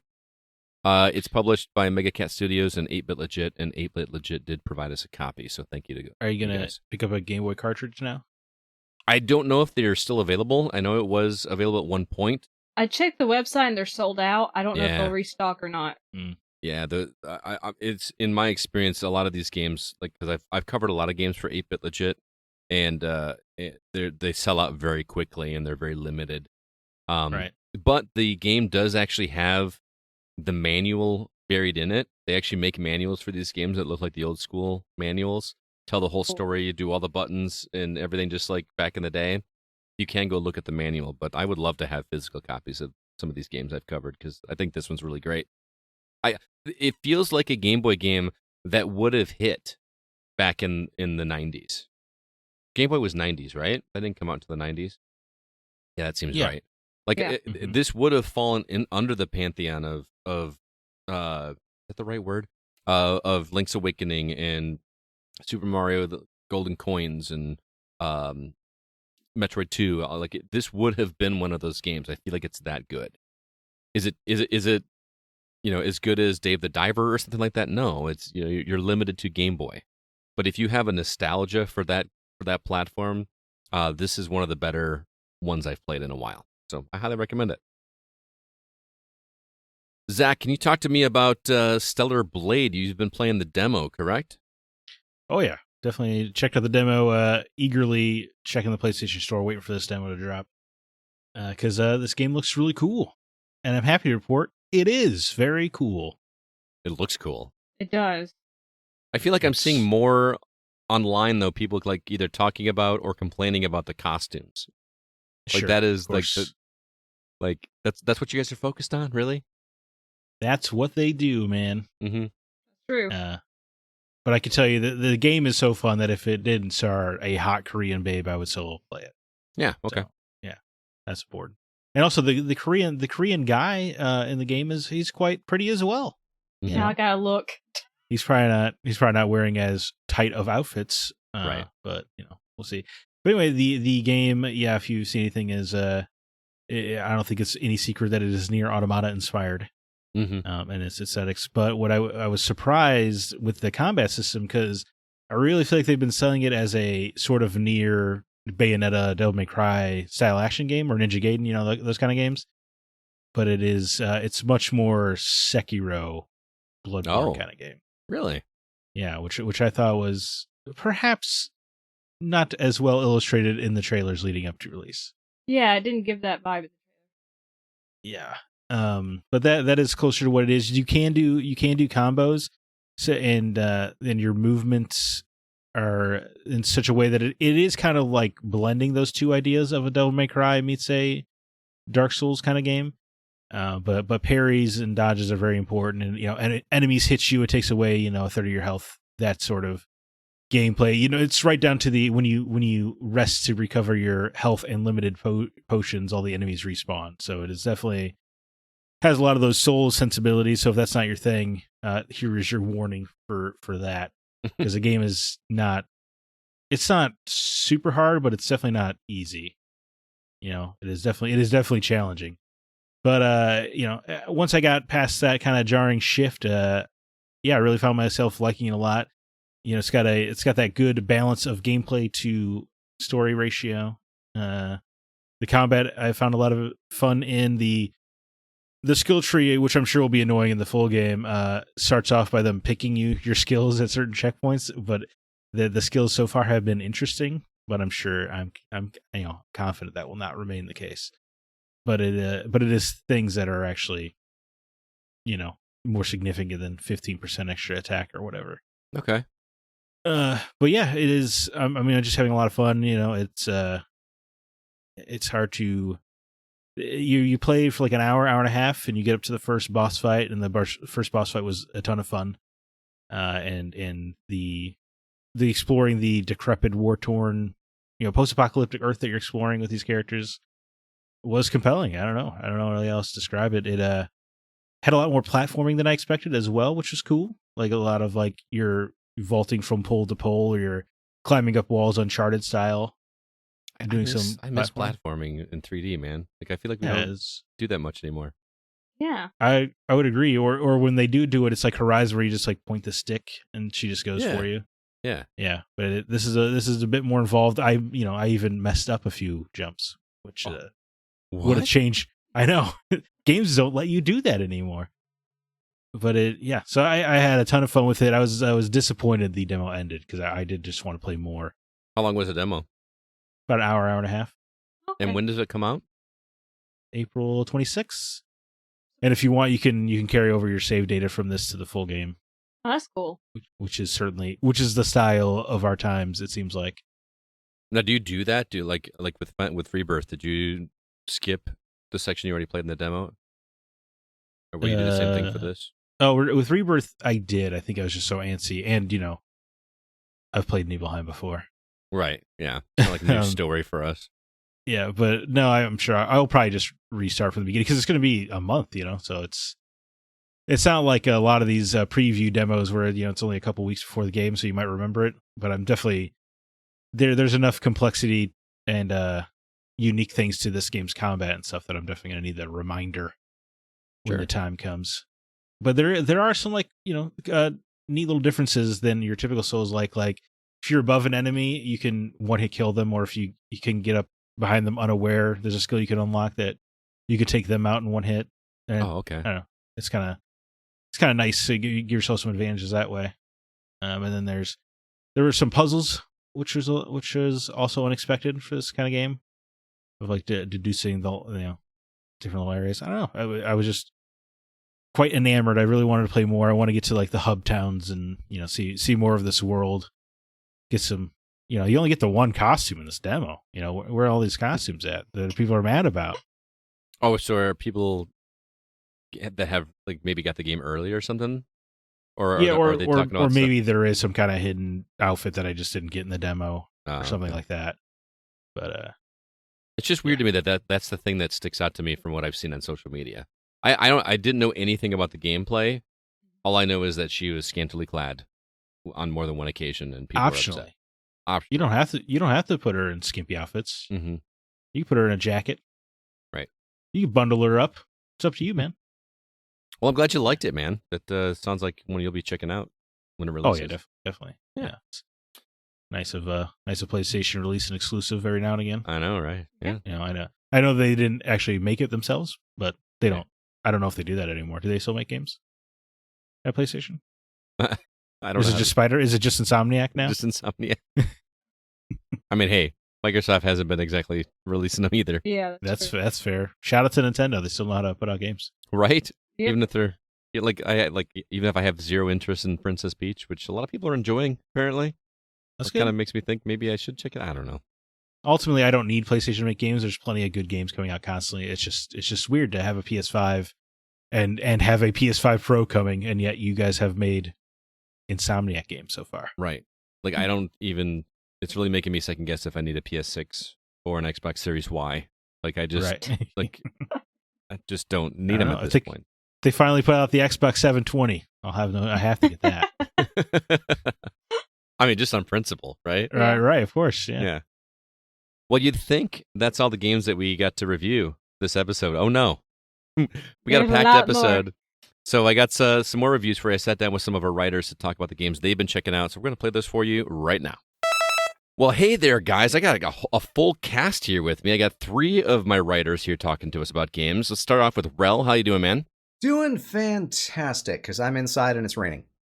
Hey, there you go. It's been raining here quite a bit, too, but we're past it, I think. Also joining us, Mr. Marc Szymanski. Hey, it's a party.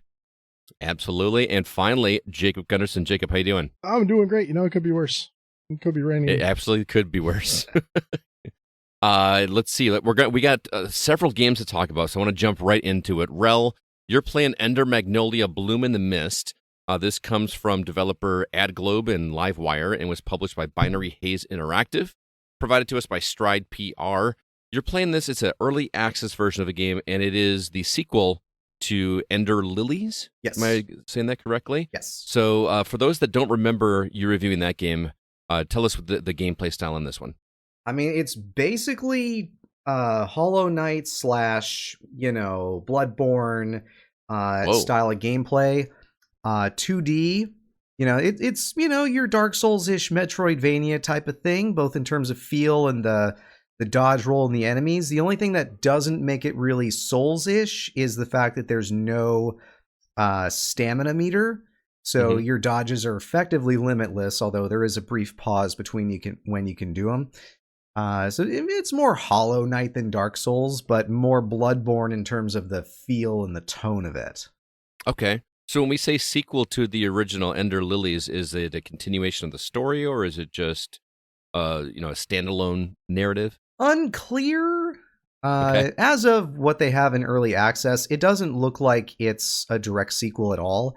It might take place in the same universe, but it seems like it's kind of like either maybe a different country or a different, I don't want to say timeline, but just it's not the same as Ender Lilies. In this one, they've got homunculi, who are, artificial life forms, and the ones that you're fighting against have basically mutated, and you're trying to essentially get to the surface and figure out, like, what the heck happened and how do I fix it?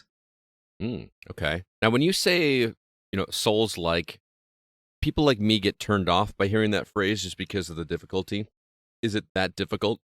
I mean, in early access, I've fought a couple of bosses. The first one is basically just a training boss to teach you how the game works, and the second one is a test to make sure that you know how the game works. And so far, not that hard. I mean, I died on the real for real boss only because I used up all my healing items just getting to phase 2 and figured, well, there's maybe a phase 2, but I don't know it yet.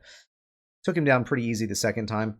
The first Ender Lilies had, and I said the first, even though this is Magnolia, the first game did have a lot of difficulty spikes, which I feel like is kind of typical for a Hollow Knight type of game. Sure. But there was some of it that was kind of artificial difficulty, where there were gauntlets of just enemies that you had to get through in order to reach a save point. Right. And then the bosses, I mean, it's all pattern recognition. So if you can memorize the patterns and know when to dodge and how to dodge through the attacks, I don't want to say it's easy, but it's manageable. Okay. I mean, I can do 2D games like that. I mean, I did The Lost Crown. I've done other difficult games, but I don't know what it is about 3D that I struggle with. But so this sounds like one that could be manageable for me. Yeah, and I do also want to point out there are difficulty settings, or at least there are intended difficulty settings, because they are not yet implemented in early access. So there may be a way to turn down the difficulty. So, maybe you take less damage or the enemies are a little slower. Who knows yet? So definitely not made by From Software. Got it. No, but, again, same tone, because everything's busted and nothing's sunny. All right, fair enough. Is this one you're going to recommend? Absolutely. I mean, I loved Ender Lilies when it first came out. My opinion on it hasn't changed. Ender Magnolia looks to be taking the same thing and just adding to it and improving upon it. This one's got fast travel, it looks like. It's got new ways to equip items and upgrade your stuff. So I am really looking forward to the finished product. Awesome. It's funny. I got to tell everybody, you messaged me after you started playing it, and you said, I'm ready for this game to be done. And I misinterpreted that. I thought you were saying you were ready to be done playing it. And no, what you meant was you're ready for them to finish the game so that you can play more because you're really digging it. Yeah, and I haven't reached the end of early access, but apparently there is an end. I did a little bit of research on it, and there's about 2.5 hours worth of content. So it's not like the whole game is currently in early access and just unpolished. It's that they don't have enough there yet, and I want more. That's awesome, man. So do you think there's going to be a third one? I really hope that they get enough sales from this to make a third one, and then a fourth, and a fifth, and however the heck many they want to do. All right, and again, that is Ender Magnolia, Bloom in the Mist. You're playing this on PC early access, but it is also coming to Switch, PlayStation, and Xbox. So keep your eye on that if that sounds interesting to you guys. I got a quick question. I saw in the video that you can assign the homunculi to different buttons. Are there combos you can do with those, or is it just straightforward, just them? So not combos, at least not yet. This is all early access. Maybe they'll add stuff later. But as of right now, like your bread and butter is going to be on, square, X, Y, whatever the left button is on your face controller. And then you also unlock, so far I've gotten one that does kind of a punch, like a ranged punch, and then another one that's essentially a gun. And I love that because that was not in the original game, and the fact that they give me a gun homunculi is just great.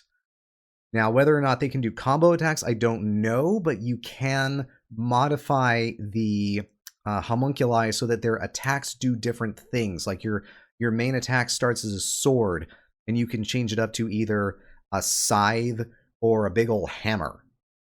Oh, that's awesome. So there are options. Very cool, man. Well, thanks for checking that one out. I missed the first one. Maybe I should just go back and check out Ender Lilies first. Is that one on console as well, or is it just PC? Yeah, I'm pretty sure I played it on... No, I played it on Switch, but I'm also pretty sure it came out on...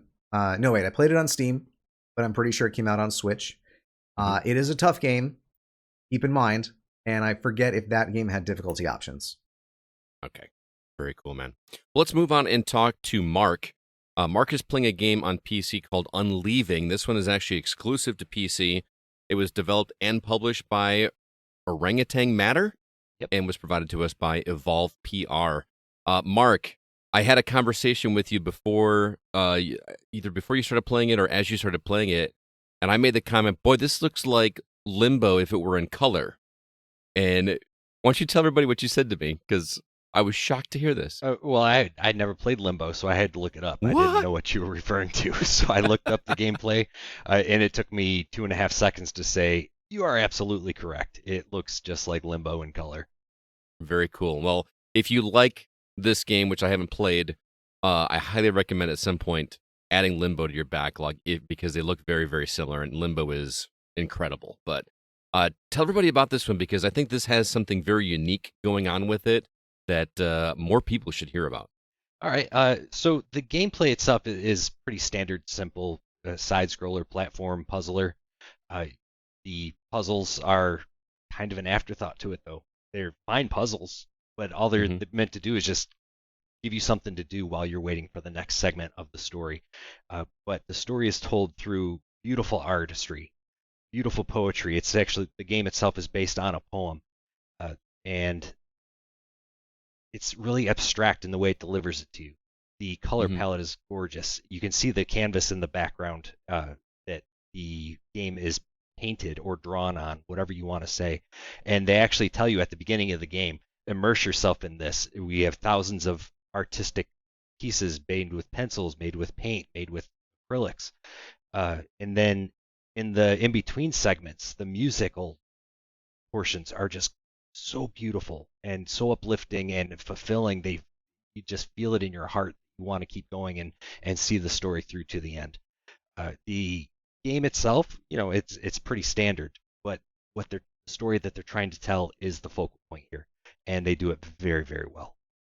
That's awesome. I did a little research into this, and I found out that the watercolors and the paint and the sketching that you're talking about is all real art. It's not like they did it on a computer. This is all physical art. Every frame of this game is a piece of art, like thousands and thousands of pieces. And that is just such an impressive feat alone. That makes me want to check this out just to see what it looks like. Absolutely. But you're saying the storytelling is there dialogue, or is this one of those that's told in emotes or gibberish language? And it's not gibberish language. Nobody actually speaks. There's just the one character, the child that you're controlling through the puzzles. And then there's a moth that turns into this butterfly person kind of creature. But all they're meant to do is just continue the poetic storytelling that they're trying to get across, which is reasonably simple. To me, it meant it was an allegory for life itself. As leaves fall off a tree, as summer turns to fall, we get older. How are you feeling the life that you're going to live? What are you doing with the time you have here? Because it's limited, it should have value. That's what I took away from it. I can't tell if it's supposed to be an uplifting message or if it's supposed to be a bleak message, the way you're describing I it. tell you, the delivery is a little bleak. It's a little somber. There's one puzzle in particular where you have to use bodies hanging from a tree on nooses to swing across an opening that's like a lake below that you'll die if you fall in. So you have to swing and grab onto these legs. Wow. It's pretty dark, but the point is, don't let that happen to you. That is how I took it. It is, this could happen. Don't let it. Everybody's going to have, I think, take something different away from it. Poetry worked like that for me. What it meant to one person might mean something different to me. And I think this game could have the same impact on any given player, depending on their point of view, how they've lived their own lives. The possibilities are endless. I got one last question. Sure. In your written review, which is on our website now, you mentioned you had some slight issues with the controls just from the, I believe the word you used was soft. Yes. That the controls were soft. Can you explain what that means? For sure. So to me, when I say a soft control is when I push the button to take the action, there's a noticeable, even minuscule delay, just enough to make me have failed a couple of the puzzles because I pushed a button when I thought I had to push a button. The reaction on the game was just delayed enough to where I missed the target. So I had to adapt to that. And assuming, because you gave it a 9 out of 10, that you're still highly recommending this game. Definitely highly recommending it. That soft control, it's adaptable. I switched to a controller instead of using the keyboard controls. That worked a little bit better for me. Each to their own, though. But the game itself, the music, the artistry, it's worth the experience without a doubt. And even though I'm not very good at games, I've told you that before, Scott. It took me about 4 hours to get through it. I think somebody that's a little bit more experienced with these types of puzzle platformers might get through it in less than 3. It's quick, in and out, and absolutely beautiful. Fantastic. Again, that is called Unleaving. You definitely have piqued my interest. I may have to go. I wish it were on console, but I could play it on my Steam Deck, so I may have to go do that. All right, let's move on to Jacob. Jacob's got 2 quick games to talk about. The first one, and correct me if I'm mispronouncing this, but Kādomon Hyper Auto Battlers. Do I get that right? It sounds about right. Okay. And you're playing this on early access as well on PC. It comes from developer Dino Rocket and published by Fireshine Games and was provided to us by 71 Consulting. I can't make heads or tails as to what's going on in this game. And you want to talk about a tonal shift from what Marc played. I mean, I hear something like Kādomon, and I hear the Oman, and I hear Pokemon. Yeah. So that's where my mind went a little bit, which I knew was going to, intrigue you with this. But what is this game? So, I don't know if any of you have played Super Auto Pets, but it's just a game where you get different pets, different creatures in the world. You put them in a line, and the creature in the second place might affect the creature in the first place, or it might affect the creature in the third place. But then everything happens automatically in the game. So it's more strategy than it is action. It's more placement than it is anything else. So you set up the pieces and let them go to work. Yes. Okay. So you can have up to 4. They're set up when you are designing the team. It allows you to choose in what places fourth, third, second, or first to place these creatures. But then in the game itself, they're set up in a rhombus, so that when you have a creature affecting adjacent creatures, it affects all of your creatures if it's set up in the correct position. In Super Auto Pets, it's all in a line, and so the creature in the back might not affect the first one. The creature in third might not affect the second one, depending on the skills. But in this game, a certain pet might affect them all. So it works out really well. I want to make sure I want to make sure I'm understanding this, because from the trailer, it looks like I'm not going to say arena, but like an old school JRPG, where you've got fighters on one side and you've got enemies on the other. But in this case, you're playing against somebody else that has these auto battlers. We've been talking about it. So in Final Fantasy, you have timed attacks. You have to wait 2 turns to be able to do this one. You have to have this much energy to do that one. So in this one, because it's auto, there's a little bar at the bottom that says when this creature can attack. They all have different speeds and all that, and different aspects of them. And so when the creature can attack, it will attack automatically. And so this happens for both sides. So Gotcha. It does not matter who takes what turns. It does not matter what time it is. As long as that creature can attack, it will. And again, there's 3 different speeds, and so all this happens automatically. So all the battles last anywhere from 30 seconds to probably about a minute and a half. After a while, Wow. the game starts adding frailty points to the creatures to make them easier to kill on both sides. And so eventually the game will conclude. Right. You get so many losses per run through the game, and then you have to start all over if you lose, or start all over even if you win.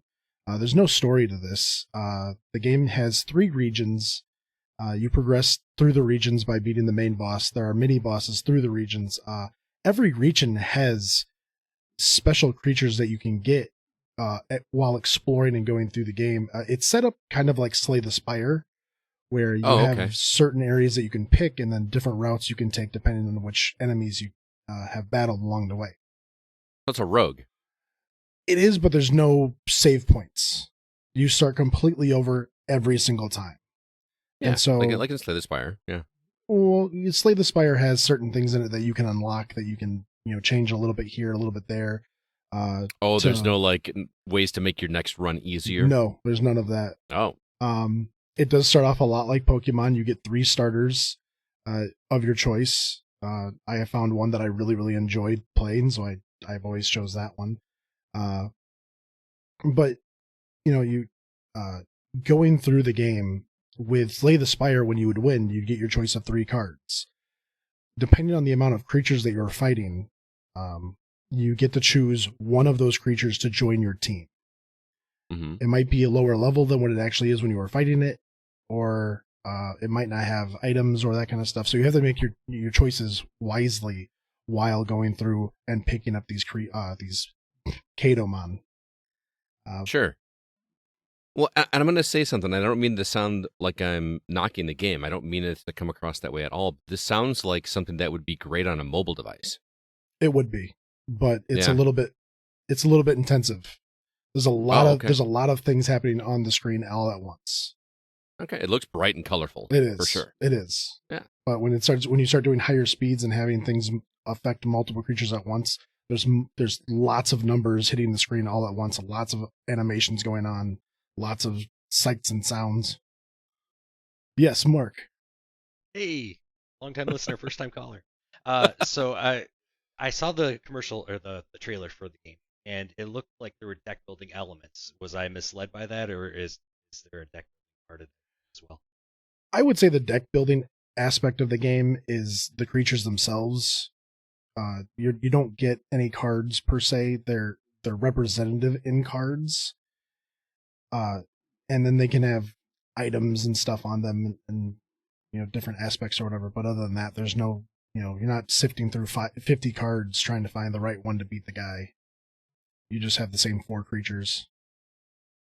Well, I say same 4 creatures, but if you start building a team and you get a setup going, you want to stay with that setup. It's kind of your strategy. But in the beginning of the game, you start off with only 1 or 2 creatures, and as you're building your team, you want to trade out creatures that might be better for a specific job than other creatures that you already have. So you're in the beginning, like the first 1 or 2 regions, you might be constructing the team, constructing the deck as it were, and then in the final region, you really should have already locked all that stuff in, because it only gets harder from there. Sounds interesting, man. Are you thinking people should pick this one up? Oh yeah, I mean, I've put about 7 hours into it, and it goes by quick, and it's one of those games that if you just wanted to kill, maybe 30 minutes or something, you can run through it real quick and have no problem, or you can run through it in 5 minutes and die. But it's just a real quick game. It's a lot of fun, I think, and there's lots of different combinations. There's over 180 creatures. There's hidden objects in the game. There's an anime reference in the game that my kid walked up behind me, and I had an item on one character and a creature that looked a certain way, and he goes, "Can you move that item to that creature?" And so I did it, and we're sitting there, and he's like, "Oh, that would have been really cool if they had done this." And I played a mission, and after the mission was done, the creature evolved past the max level to a new creature and my kid lost his mind. He got so excited. Oh, so because he knew the reference. He knew the reference, and so knowing that reference outside of the game allowed the game to progress even further than what it was supposed to be. And you can combine items to make new items and stuff, and it's a lot of fun. That sounds like a really fun thing. Like if you know the reference, you're going to get rewarded for it. I like that. Games need to do more of that. All right, again, that is Kādomon Hyper Auto Battlers on PC. Early access only right now, but you can go check it out right now. Jacob, I got one more game to talk to you about, and I'm so excited to hear your thoughts on Real Estate Simulator, and I got to explain to our audience why. No, because not funny. It's not funny. It's just like, what are the chances that I'm going to have this opportunity to interview somebody that played this game that actually is a real life realtor? So, hey Jake, you want to play a game that's work? Yeah. That was a conversation we had, and you said, "I'll take it. I'll do it." So tell me about Real Estate Simulator, because we got simulators for everything at this point. You told me a pretty funny story with one of your first missions here, but how does this game work? First of all, I'm really happy that it's nothing like my work. Okay. Running around for 45 days trying to get paperwork signed so we can actually close on a house is not fun sometimes. But this game is very fun. You start off with $1,000 and they tell you to go buy real estate. Well, you go to this area called the slums, and there are tents to buy. Just tents. Nothing really other than special. So you go and you spend maybe $900 on a tent. You go in there and you haggle a little bit, and you get the tent, and you go back to your office and you put the tent online, and people come into your office and want to buy the tent from you, but they don't like the tent because the tent's not a high enough quality. And so you go back to the tent and you put a sleeping bag in it, and then like, all right, that's what I want. That's the sleeping bag made it perfect. So they come back and then you bid for the tent, and then you purchase it, and then you go buy another tent, and you repeat the process so you get enough money to actually start buying houses in the game. Ah. So the money you get, you have to buy the real estate, you have to buy the products to put it in there to fix it up to make it better, and then you turn around and flip it and make a profit. I would like to think that not everybody thinks that real estate is exactly that way, but every real estate game that I've ever seen pictures realtors as these people that go out and buy houses from people only to flip them to make a profit and renovate them. Renovate them, and that's not what most of us do. Sort of, this should have been called Renovation Simulator, is what you're saying. It should have been another house flipper, but okay, they named it something else. But yeah, there's house flipping aspects too. You go buy a home, and again, the house has to be a certain quality to get a certain price for it. So they give you wallpaper, they give you flooring, they give you furniture, and all these items come with a price tag and a I don't know, happiness meter. I don't know what you want to call it. Sure. Yeah, it's stars. They give you stars. So you put a bed, the bed's worth so much. You put some flooring and some wallpaper up, and okay, the house is nicer now. The problem I found with the game is they don't really take in consideration to how many beds or other items you have in the house. So in one of the houses I just wanted to test out, so there was these cabinets that gave me 100 points towards happiness, and so I put 15 cabinets, and the house was at max. And these people walked in the house and walked through all these cabinets and turned around and goes, "Oh yeah, I love this house. I'll give you top dollar for it." And, all right, cool. So I just started putting cabinets in all of the houses, everywhere. I'm gonna guess that backfired on you at some point. No. I bought. There was a house that I had for. Now remember, we're going from tents that were about $1,000 each, and I bought a house for $1.2 million.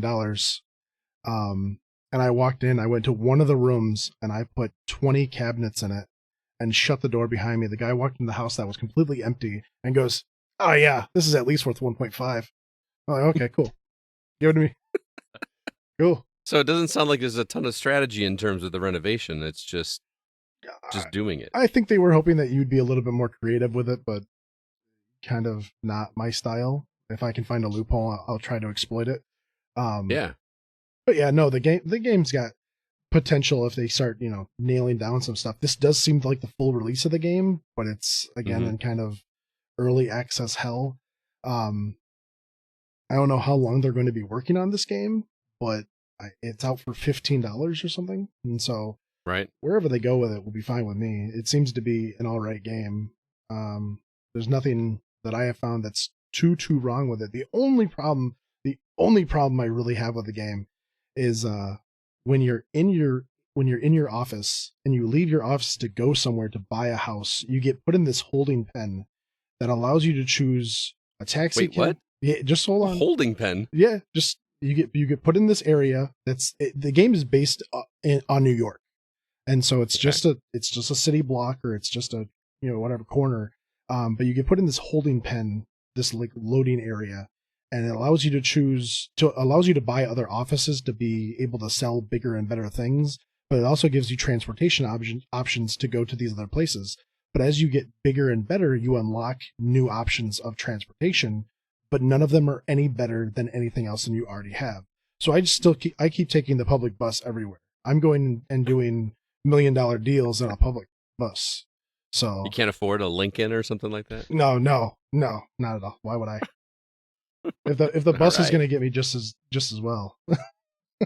Yeah. But anyway, what I was saying was you get put in this holding cell and you have to choose the mode of transportation. So you go to this place, wherever it is you're buying the house, and you do your deal, and then you go back to the transportation to go back to your office, and it warps you back into the office rather than into holding cell.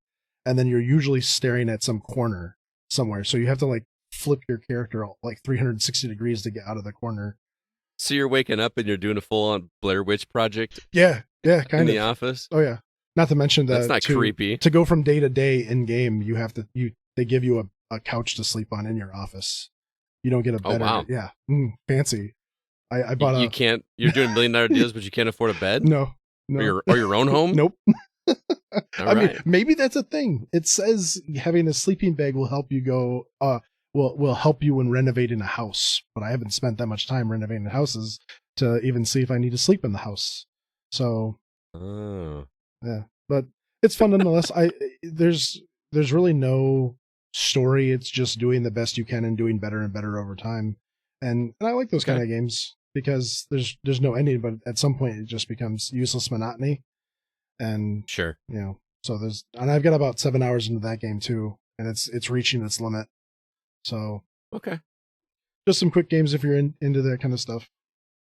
Absolutely. Again, that is Real Estate Simulator. It's only on PC, developed by Geek On, and published by Midnight Games, and was provided to us by Midnight Works. So thank you for checking that one out for us, Jacob. I do appreciate it. If anyone can find where that developer is, please tell me. I was doing research. I couldn't find it either. I was doing research for this and could not find them anywhere.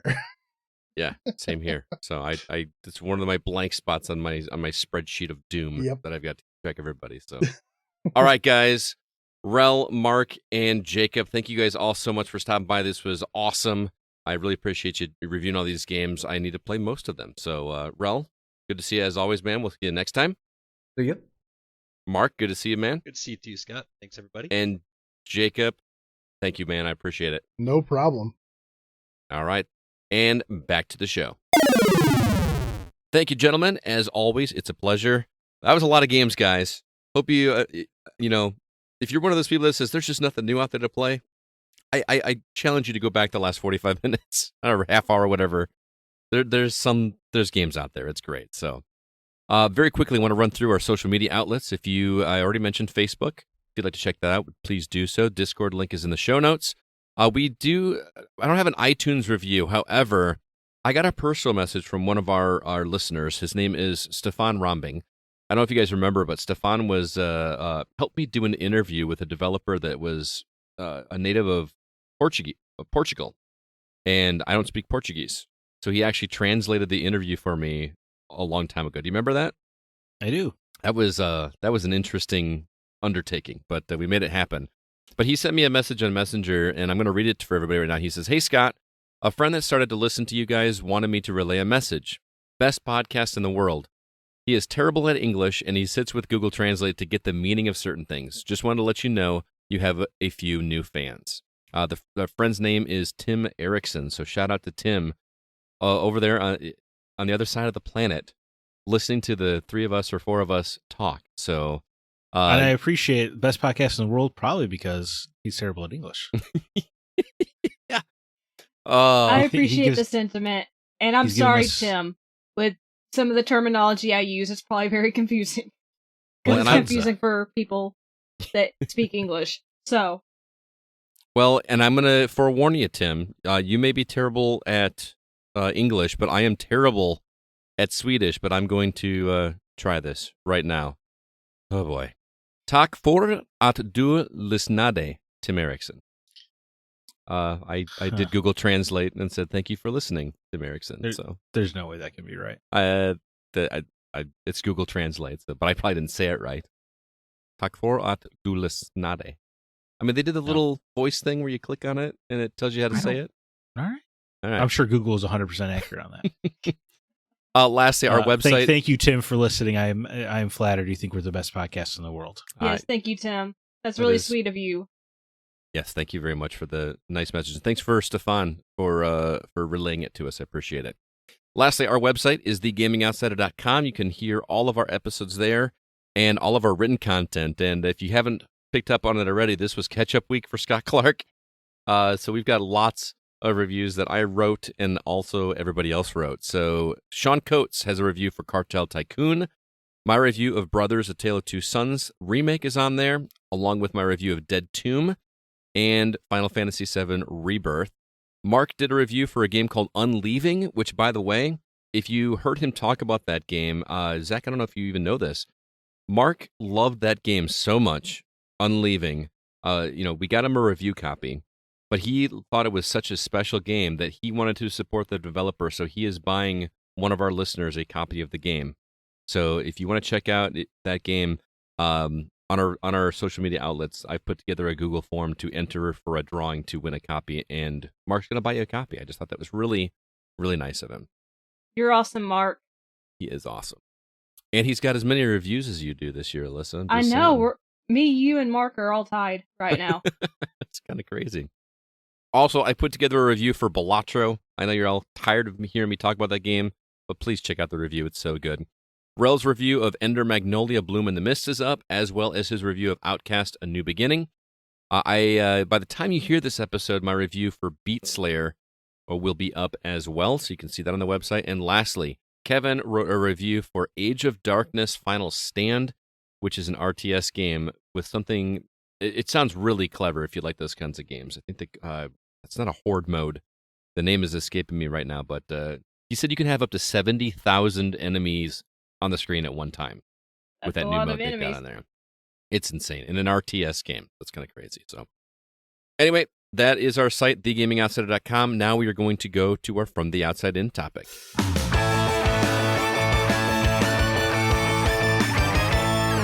It is the first episode of the month. Welcome to April, everybody. And as we do each month, we ask our community to provide us with questions that we can answer here on the show. Most of them are video game related. Actually, I think all of them are video game related this week, guys, except for maybe the first one. And that comes from Mr. Sean Coates over on Facebook. He says, when will you guys come out west or south in Zach's case? I'm actually... That's still video game related because there's no way we're going to hang out with Sean and not go to a retro game store. Right. Yeah, so. We did that while we were there. Did you go to You went to the 8-bit store with us, didn't you? Or was that when I was there a different time? Nope, I was there. It's okay. It meant nothing. Yeah, it was right next to the Korean barbecue place, right? Yeah. Yeah. The time you spend with me is meaningless. I understand. Stop it. Do you live in California, Sean? He does. Assuming. Are you asking him? I don't think he do can you hear want him you to reply? No, I'm just saying out west because I've been to California before, but I would love to go back. So if you guys ever go, take me with you, please. Yeah. He's the one. We met him. He lives near LA. He actually picked us up from the airport and took us to dinner and carted us. I think he even drove us to the convention one time, didn't he? That sounds possible. Yeah. Super cool dude. He actually came out here. You missed him at R2V2. He came out here to R2V2 as well. I'm hoping I can make it this year to R2V2. Yeah. And I will be in Portland in July. I don't have my flight yet. I'm waiting for flights to come down, but so you're saying Sean should come north? Yeah. Well, that's quite a ways north. That's got to be 12, 15 hours. Yeah, I wonder. Yeah, I've never looked into it because E3 is dead. I know, right? It's kind of sad, but anyway, moving on to Discord, Zach. Sure. Drew Ross writes in and asks, if you were to start a new podcast on any form of entertainment, hobby, or subject, what would you pick and why? Kind of a big question. I don't know. The thought of starting another one Yeah, is exhausting, but I don't know, like part of me wants to just like sit back and talk about whatever, but I feel like that's just like the go-to. That's like standard, like three white dudes get together in front of a microphone and talk about whatever's on their mind, and that just doesn't translate well. Something music related. I would love to interview bands and just like listen to their history of how they started. Like each podcast would be about a different band and how they got together, what their inspirations are, and just hear some of the stories that took place to lead them up there. You know how like when you watch a movie about a band and it tells their story and it's all really cool until the drugs and everything kick in and then it all goes downhill from there. Sure. It's like every movie. Like, can we have a positive movie where it just all just goes up and up and up and there's not like that negative drama? But yeah, I would just love to hear like the background stories from bands and talk to them and have like not the whole songs, but quietly in the background, some of it playing while we're talking. I don't know. I just like that would be where I'd go. So you want a biopic that's nothing but the upward swing? Yeah, I mean, I want there to be roadblocks along the way, but not sex, drugs, and rock and roll roadblocks. You know what I mean? Like it feels like no matter what it is, it's always musicians. The drama that is in those movies is drugs or a relationship. Right. So it would be like if instead of the Weird Al biopic being a spoof movie, it was like his actual life where he just had like loving, supportive parents and never did anything bad, really, and he just kind of got along with his fans. It was a good dude. I mean, that doesn't exist, right? No, I understand that. Yeah, of course. There's no movies like that exist. Everything. I mean, I understand you have to have conflict of some kind, right. But I just want a different kind of conflict in those. I don't know if that's true anymore. I feel like people are just so depressed nowadays that maybe a movie that was just like, yeah, I had a music career and it went well. Like that might actually be appealing to people now. Right, but what musician would that be? Like again, the only one I mean, Taylor Swift. It's like, is that right? I don't know, man. There's going to be so many ex-lovers that are going to be telling us that she's insane the whole time. I don't know. So that's my dream podcast, I think. Although I'm not going to do it. I mean, if I could, I wouldn't even know where to begin how to contact bands. Hey, I'm starting a new podcast. You want to come talk to somebody you've never heard of? I'm sure nobody's asked you this before, band, but do you want to come on my podcast? Yeah, right? It's got 0 listeners so far. I don't know. That's not an indictment on you, by the way. No, I understand. It's just like, that's the reality of it. What about you, Alyssa? What would you want? Wait, I already know. K-dramas? It's going to be a K-drama podcast. Yeah, I was going to say, I could easily do one about K-dramas. Like, I don't know if I'd do like episode breakdowns or just recommendations or like a mixture, but yeah, I could speak forever. No one would listen, but I could speak forever about K-dramas. I've watched a lot in a very short amount of time right now. I wonder who your co-host would be. You know, hey, I have Randy. Yeah. I got a bestie now, K-drama bestie. Yeah. Oh my god, you're right. Yeah. Good for you. You should do it. Yeah, what's stopping you? I don't know if she's interested in. Well, have you asked her? No. Hey, girl. You guys apparently thick as thieves now. I know, right? Zack, you can invite on all your, dreamy little K-drama boys. I have to go through their managers and all that, and that'd probably be difficult. And they'd be like, "No, we don't know who you are." And I'd probably need to be fluent in Korean. I'm not fluent yet, so. Not yet. But I'm learning. Growth mindset. I'm not fluent yet. There you go. Yeah. Zack, I'm going to go on a limb and say comics. Comics would be fun. I had the thought of a podcast that would be fun where you take a huge diehard DC fan and a big diehard Marvel fan, and they make each other like read a story arc from the other universe every week or something like that. Could be fun. But that's there's gonna be so many bad things you're gonna have to read if you do that. I mean, that'd be fun though to listen to.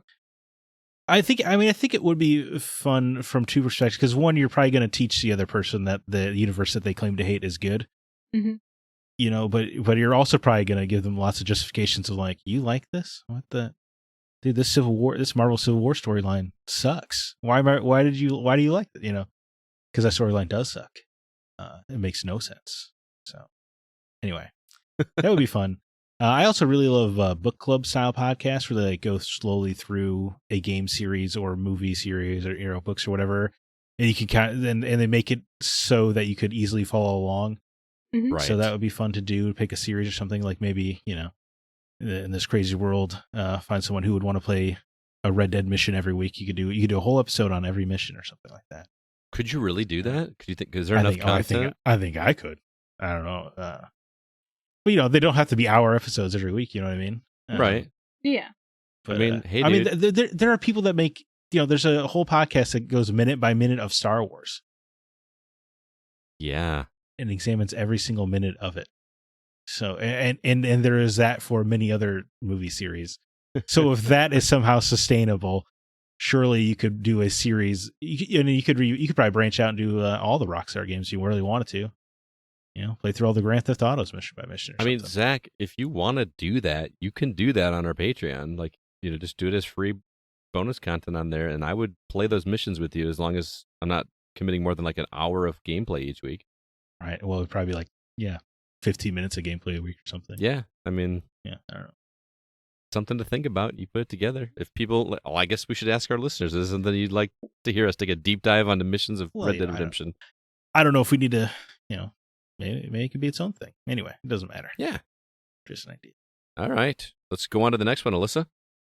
Mark Szymanski writes, name a nostalgia level game that you had such incredibly fond memories of, but when you booted it up and played it, you were magnificently disappointed. Oh, man. Trying to think. You guys have any? I don't typically go back and replay games that often.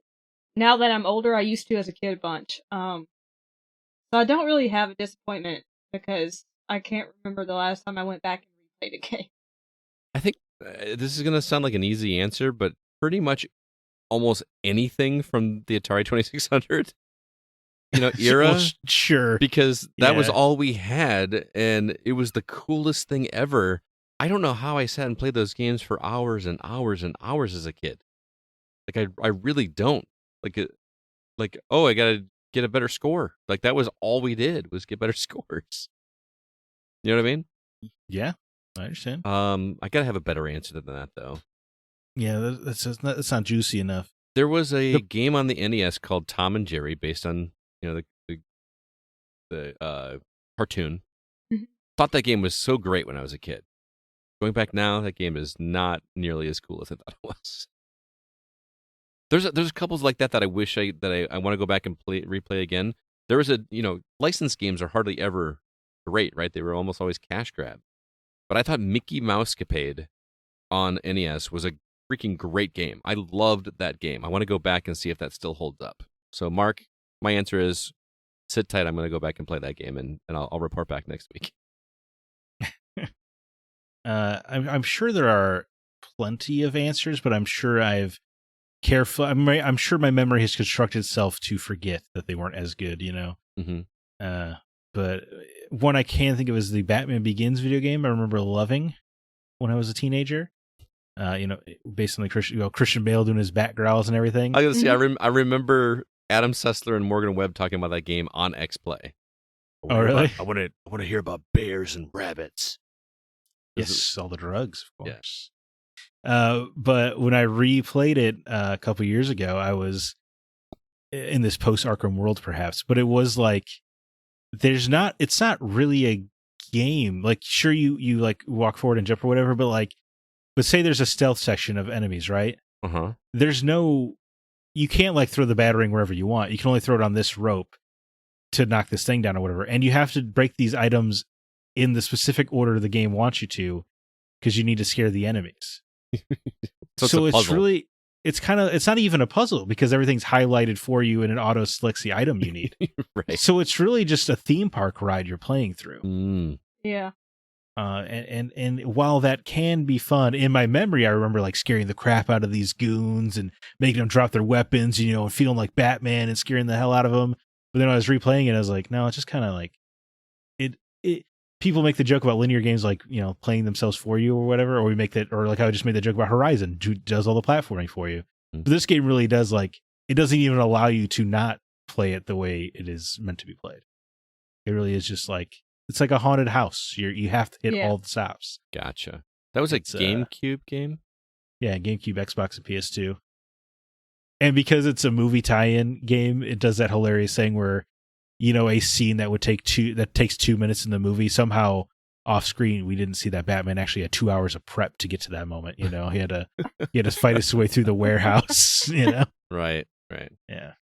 You said GameCube, and that reminded me, and this, it's kind of funny that Mark brought this up because this is his favorite game of all time.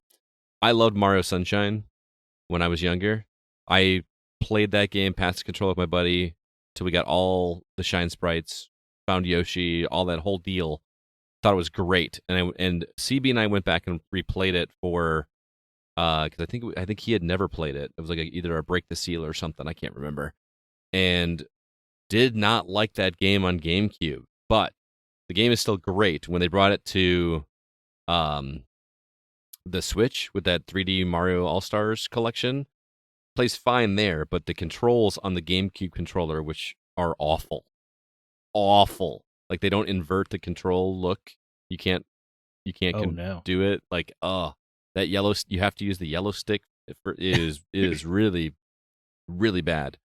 Not a terrible game. I love the game, Mark. Don't hate me. But that game definitely needed an overhaul.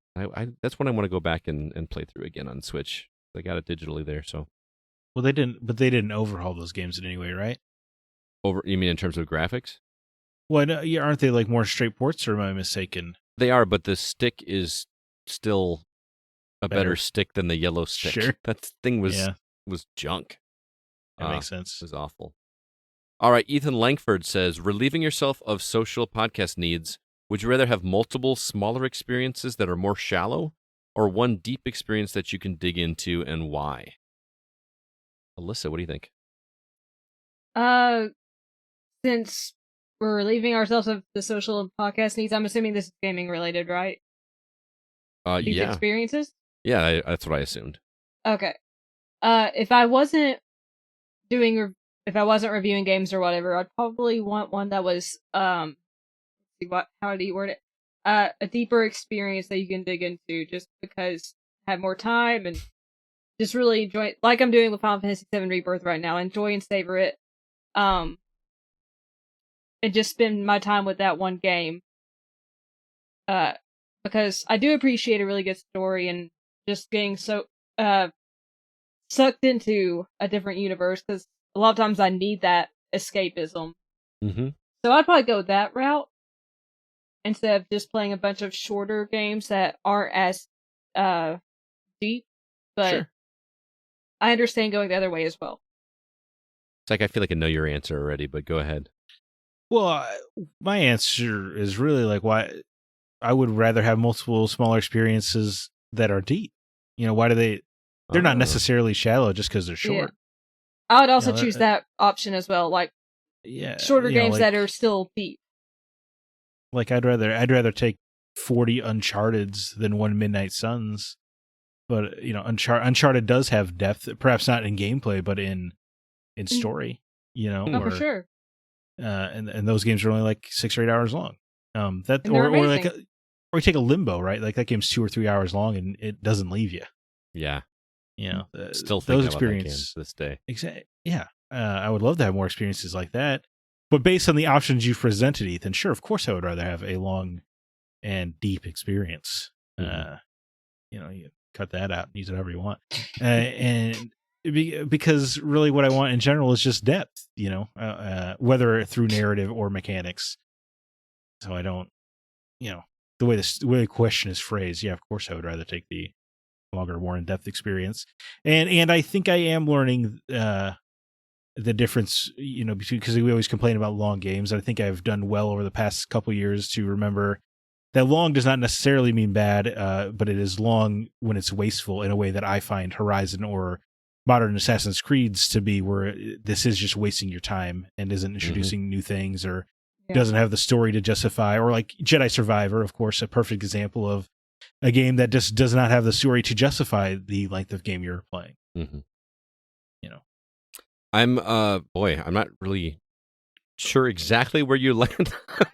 you kind of answered both, but if the options he's presented, I would rather take the longer, more in-depth experience. But that is because I just want deep experiences generally. Sure. I think I'm in the same boat because I feel like with the podcast, I am yearning to roll credits on something. Like that has become my goal. Like I need to get through something to have some content up and to have something to talk about on the show. And I actually mentioned it in my Rebirth review that it pained me to not go clear everything off of the map like I used to back in my Assassin's Creed days. Because you guys remember, I love checklists. And those checklists are present in Rebirth. There's something satisfying about just checking everything off in one section and then moving on to the next. I feel like I'm accomplishing something. And I had to fight against that because I wanted to know what happened so badly in the story. That I kept moving forward, and now that it's done, I don't feel the ambition to go back and do it. You know, because back in the day when I would do that because it made me feel like a god later on because I'd spent all that time doing that and I was ridiculously overpowered. You know what I mean? Mm-hmm. So Sure. And there's something great about coming home to play a game and just hopping into something that feels familiar, and like makes you feel at home. And then eventually putting it to bed and then learning a new experience. You know what I mean? So Yeah, absolutely. I think without the podcast, I would stress less about my backlog because I probably think more about like, well, just I'll play the next game I play will just be whatever I want. Whereas because of the podcast, I am often deciding of like, well, I could play this game from a few years ago, like A Plague Tale, or should I play something I missed from this year? Mm-hmm. Something more current that's more relevant to the time. Yeah. Right. And make sure I'm prepared for the year and the context of the information and everything. And I would also probably be less stressed because I would probably know about fewer games coming out. Mm-hmm. Because I would be getting press releases about all these interesting looking games. Right. That's the worst is like, I finally got caught up on most of my reviews this week and I'm like, oh, it's relaxing. I can, enjoy something. And then what do you think I did later that day? I requested another review copy and got it immediately. So I'm right back where I was. Right. And it's not like I don't enjoy it. I love playing new games. Oh yeah.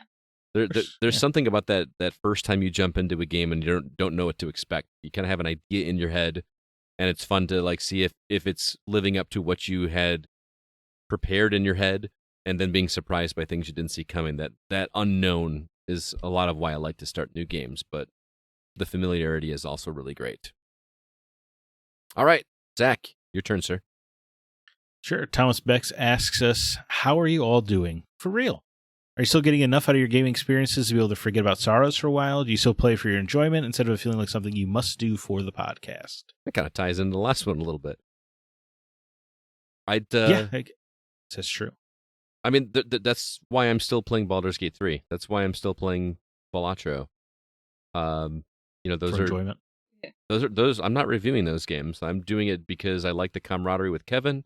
And there is something just relaxing and calming about playing Balatro for me. So, but he's also asking how we're doing, like actually, like how we're doing. He knows how I'm doing. I talk to him every single day on Messenger. So I'm doing. The other listeners probably don't know. I'm okay. I am not in a good place with my job situation. I'm ready to move on. So sure, it's kind of stressed me out. I'm actually legit dreading going back to work tomorrow after being off for 9 days. It's been glorious, and now I got to go back and do IAR testing and get yelled at by parents for teaching their kids. It's not that bad. I don't get yelled at by parents as much, but no, it's not a good time to be a teacher. No. And 32 kids in one classroom is just too many. Doesn't make any sense. It's not make any sense, but they can't keep teachers, and they could lose another one. Gee, I wonder why. Right.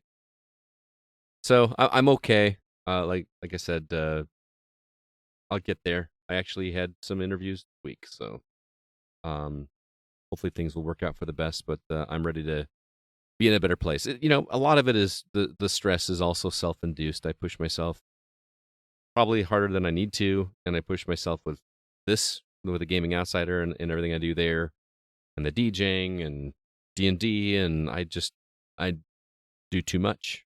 And I constantly feel like I'm playing catch up in order to be able to get to those points where I can just relax and do nothing for a minute. But then by the time I get there, I don't know how to relax and do nothing. Like, I can't even sit and watch a movie without, I could be getting some writing done or something. You know what I mean? Right. To multitask. My mind, dude, is always going. I literally talked to my therapist about this. Yes, I'm seeing a therapist on how to relax. I can't even, walk up the driveway without, planning out what I'm going to do. Like, on the way, which path I'm going to take up the driveway, if I'm going to stop if I got to throw something away, if I get something on my car, what order I'm going to do it in. Like, everything I do is calculated, and it's exhausting, and I got to figure that out. So my short answer is I'm tired. Yeah. Sounds crippling. Yeah. How about you guys? You want to go, or you want me to go, Zach? Sure. As for how I am doing it, probably the best I've ever done, but you still get whacked with these random waves of nostalgia or depression. Sorry, mm-hmm. Where you just can't do anything, or you get yourself to do anything, and then you're wondering why you're not doing anything, and beat yourself up. That happens. I feel like it happens to all of us. Yeah. I'm still getting a lot of joy out of my gameplay experiences. The only time where it feels like it's not for enjoyment is there will be times where I can tell I'd rather read a comic or watch TV or watch a movie or something like that. But in my head, I'm like, well, these are, that's 2 hours I could use getting through Midnight Sun so I can get back to playing something newer, or, mm-hmm. I got to make sure I get through that, or, I can't waste my time watching a movie, but that's really the only time that it doesn't feel enjoyable. But then I still do, enjoy whatever game I end up playing. It's just I kick myself that watching a movie be wasting time, and then I play the game and I'm like, I probably should just watch the movie, and then I kick myself for that. So, but certainly I still love video games. They're the best. They are the best. Alyssa? Okay, my turn. Well, I feel like it's pretty common knowledge, because I was very open about it, that I went through a pretty bad depressive episode for a while, and I realized I had been going through burnout for years. And I feel like I'm now getting out of the burnout, but that's also difficult because I'm feeling like all these different emotions that I just didn't feel during that time because I didn't realize I was kind of numb. Mm-hmm. So now I'm feeling things I don't want to feel, like, anger, irritability. And you guys have heard some of that. I've ran into you guys. And I know those are normal emotions, but when you haven't felt them for a while and they're just hitting you one after the other, it's tough. Mm-hmm. So I'm better than I was, but I wouldn't say it, my baseline is 70%. If I'm 70%, that's the best I'm going to be. I feel like I'm probably at 50% right now, where I was at 30% before. So I'm slowly getting better, but I mean, I still, being almost 32, I do have a lot of concerns about my future, because I feel like I really haven't accomplished much, and, there's a lot that I have to worry about. But then I try to remind myself every day. I do this thing on Facebook where I list, all the positive things that happened that day, even if it's just, some small trivial thing, because it does help. It reminds me that there are good things out there, and there are things to look forward to, and even the worst days have something positive, usually, in them. So, I'm just trying to stay hopeful, I'm hoping my future's okay. Got a stressful thing coming up not this week, but next week, and I hope that goes okay. But I'm doing better than I was, which I'm thankful for, but still trying to navigate, going through a bunch of different emotions that I hadn't felt in years, because I went through a lot of trauma, a lot of grief and loss, and I kind of just, I think, numb myself, and I pushed myself too much, and I just went through burnout, didn't realize I had gone through it for 4 years until I got out. I'm starting to get out of it now, so that is my very long therapy session right there. As for the gaming portion, I'm still playing games for my own enjoyment, and I still love playing games for review for the site. If I didn't enjoy it, I wouldn't do it. I genuinely love playing games for review and writing reviews. I do need to do some catch up because, like I said, I have been in a depressive episode for a few months, so I got a little bit behind, which now I'm like kicking myself because I also have OCD, so I'm like, no. But I'm trying to have grace with myself without being too hard on myself, but I'm also like, I don't want Scott to look bad either with that, and I know like me being late with those reviews is, putting pressure on him in a way. But no, I still don't have anything to worry about there. You had some longer games in there, and it's not like they've been sitting in there for 9 or 12 months, like some of I know, but I just don't like causing stress for other people. But and I care about you, so so I worry about that. But no, I still play games for my own enjoyment. Like I'm playing Open Roads right now, and I am going to review it, but I started it just because I wanted to play it. Right. But also, I love playing the review games unless, it's a game that just doesn't hit for me and I have to push myself through it. That we all go through that with review games. That's not something that's just, in my case. Like, all of us get a game at some point that we're like, we're not the biggest fans of, but, we have to finish it to review it. So, and that end, yes, I'm still playing games for my own enjoyment. I'm still loving reviewing games also, so all great on that front. I do think I've gotten pretty good at the skill of knowing, like I haven't had an Elix or Assassin's Creed Odyssey experience in a while, so that's nice. Where or a 12-minute, which... Well, that's different, but I'm talking about like these 60-hour games where 3 hours into it, I'm like, I'm not going to like this. Yeah. Then you still got 50 more hours to go. Yeah, which I guess could create a situation where it grows on you, but in those games cases, did not. I feel like we're a lot more trepidatious about games that we know are going to be lengthy. Like, definitely, Rebirth, we both knew we were going to, well, all three of us knew we were going to like that game. So we couldn't wait to play that game. We wanted to play that game. Whereas, like, Assassin's Creed Valhalla came out, and I played an hour or two of that, and I'm like, I think I'm good. I think I'm feeling good right now. And I think the problem is that, like, every game is at least 40 hours now, right? Mm-hmm. So, there was a time where you could realistically keep up with every new release, but... Not anymore. Not anymore. No way. All right, I forgot who's up. Is it me? I think it's... I think it's my turn. All right, go ahead. Yeah, I think so. Tim Paulin writes, have you ever counted the games in your backlog that you actually want to play? I have considered making a spreadsheet and ranking them in importance, or just put them on a wheel and let it pick. That's interesting. Now, I do the wheel thing. Honestly. I know you do. You talk about that with like shows. With anime and K-dramas. That's what I use a wheel for, because a lot of times I can't settle on one, so I let the wheel pick. But they're all ones I want to watch. So, if you're putting stuff you want to, like, play on the wheel, then I think that's good. If you're just putting random stuff on it, you might not enjoy the outcome. I can't do the wheel. I'm glad it works for you. The wheel would not work for me, because, especially with games, because there's so many different genres. Like, I've never tried it with games, because I feel like it wouldn't sit well with me with games. I should make a list, though, like Tim is saying. I've never counted, because that number would scare the crap out of me. Yeah, I have not counted either. There's just, I refuse to do that, because that would just be so embarrassing and overwhelming. But I like the idea of making a list of games that I do want to finish, that I'd like to go back and make it through. But I'm not going to spin a wheel and do it. I just would like use it as a reference to be like, okay, what do we want to play next? Yeah. And then, like, look at that list often so that those game titles are in my head, as opposed to me like going back and I don't know. I mean, there's even games I've never played that I've got a copy of. Like I told you, I just bought 13, and I bought Bayonetta and Vanquish. I've got Midnight Suns. I've got Returnal that I've never opened. Like, these are all games that like have interested me, and I just need to sit down and actually do them.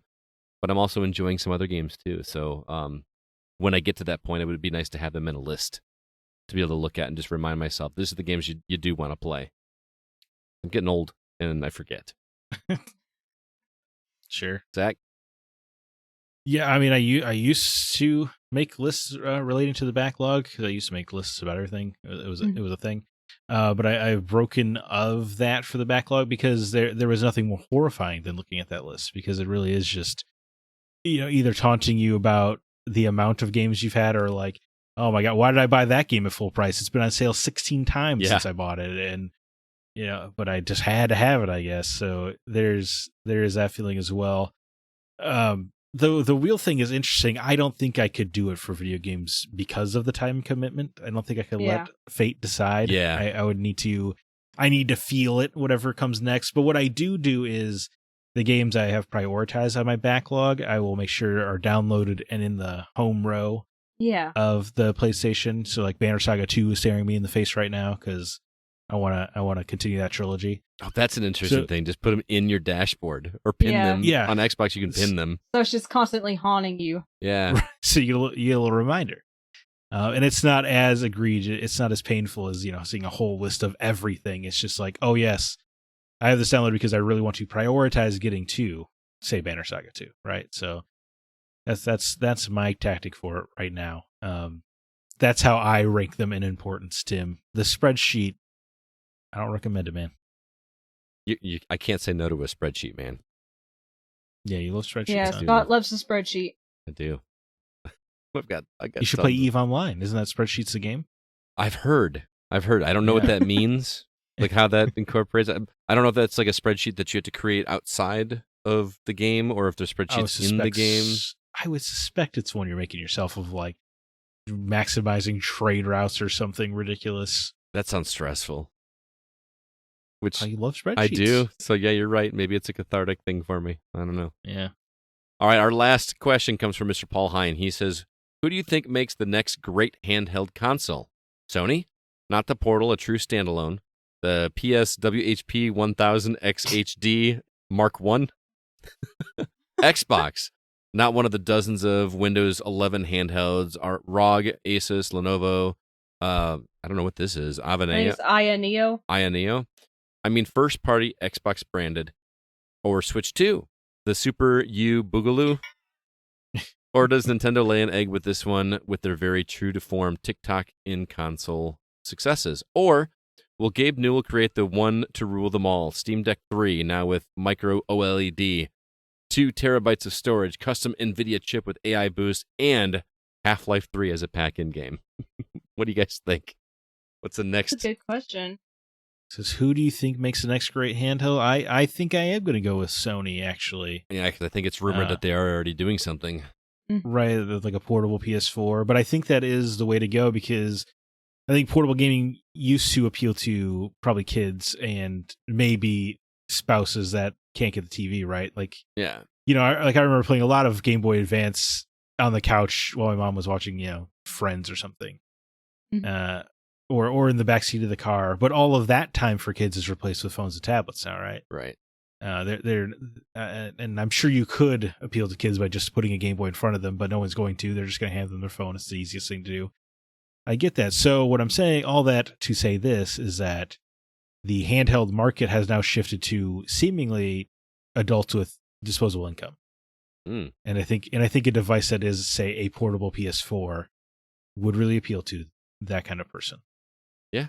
And it's not a, like the Game Boy tried its darndest, right, to get to $100, so that way it's easy to ask for Christmas. But now the Steam Deck is, $400, right? It's just they're chasing a different market now, and I think that's where the handheld market is, because we're the ones who have the spouses that want the TV. That is a great point, man. Like, I didn't even think about that, but yeah, it's the Switch is the demographic for the kids. I mean, obviously adults play Switch as well too. Right. Switch seems to be this crazy instance of it's for everyone. Right. And then, phones and tablets, I feel like that's where the kids are going to be playing mostly. You put a console in front of kids anymore that doesn't have Fortnite on it, and they'll know what to do. Again, I think they would. I believe in kids. It's just nobody is making them or giving them the opportunity. Or you indoctrinate them at 3 years old because you're tired of them acting out at IHOP, so you just give them a tablet or whatever. Right. And now that's all they know or all they want. Did I tell you the story about when I brought the SNES Classic to school? Did I ever tell you this? Do the kids love it, I hope? Well, one of the girls pulled up Final Fantasy 3. And she's like, "This looks really cool. Can I play this?" And I was like, "You can. Just I want you to understand there's going to be a lot of reading. This is not an action game. This is, And she's like, "That's okay. I want to check it." So she sat there and she watched the entire opening cutscene into Narsha. Yeah. And she was just mesmerized by everything. And she was reading all the dialogue. And she beat that first snail boss on her own. And she was just like, "This is the coolest thing. I want to play this game." And I just was not expecting that. I was expecting you put an RPG in front of a kid, and they're going to be like, "That's like a baby's toy," or something like that. But she was into it, and I don't know, man. Like you want to get kids to read, give them something interesting, and then I don't know. Could we do that? Could we like take games and then offer like redo the dialogue in different reading levels? So like my fourth graders. Well, that seems like a lot of work. It does, but pretty small use case. Yeah. Or how about don't write it down and then they just have to learn to read more sophisticated writing? Have you? That's a taller. That is a taller order than just like. But that's just how it was, right? When we were younger, so it's not insurmountable. We were learning when we were younger, man. They don't teach anymore. We had this joke I think a couple of weeks ago, like something about where like they'd have to read. It's not a vital thing anymore for a lot. Dude, it is crazy looking at the data about the literacy level in America and watching it just plummet dramatically. We had to watch. It makes it's unbelievable. I'm sorry, I didn't mean to cut No, you you're off. fine. We had to watch a documentary at school about literacy in America, and they were talking to this guy that was the CEO of a multi-billion-dollar company that is illiterate. Made his way. Real. Figured it out, just faked everybody out, and just never learned how to read. Never. He, I think he actually went to school to start learning how to read, like in his 50s or 60s, and like going through an adult class to do it. And I think we'd be shocked about how many people out there just do not know how to read. Well, thank God they're voting.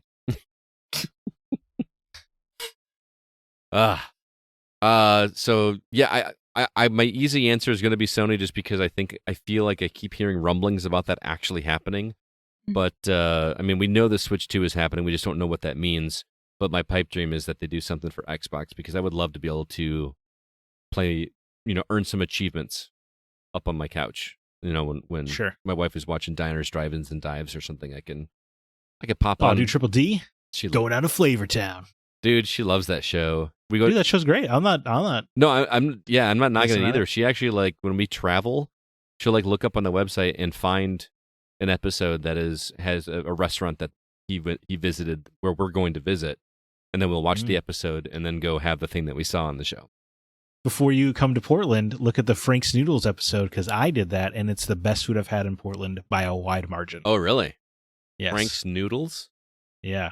Okay, we'll go there, and then I'm taking you to Fried Egg. I'm in Love. Okay, yeah, I still haven't gone there. Yeah. Does Guy have an episode about that? No, I actually heard about King that of one from Flavor the Town? Giant Bomb guys. Oh, really? Yeah, like they talked about it on a R.I.P. podcast, and I happened to be the week I was going to visit Mike, and I'm like, dude, I got to try this place, and yeah, all their menu items are like named after rock bands, like Yoko Ono. Oh, sure. Or Egg Zeppelin. Like it's if I take you to Frank's Noodles, does that count as a steak dinner? Is that close enough? If you're buying. Well, of course, yeah, I would buy. All right, sure. I mean, I owe you a proper steak dinner. Nah, dude. Nice romantic candlelight for two.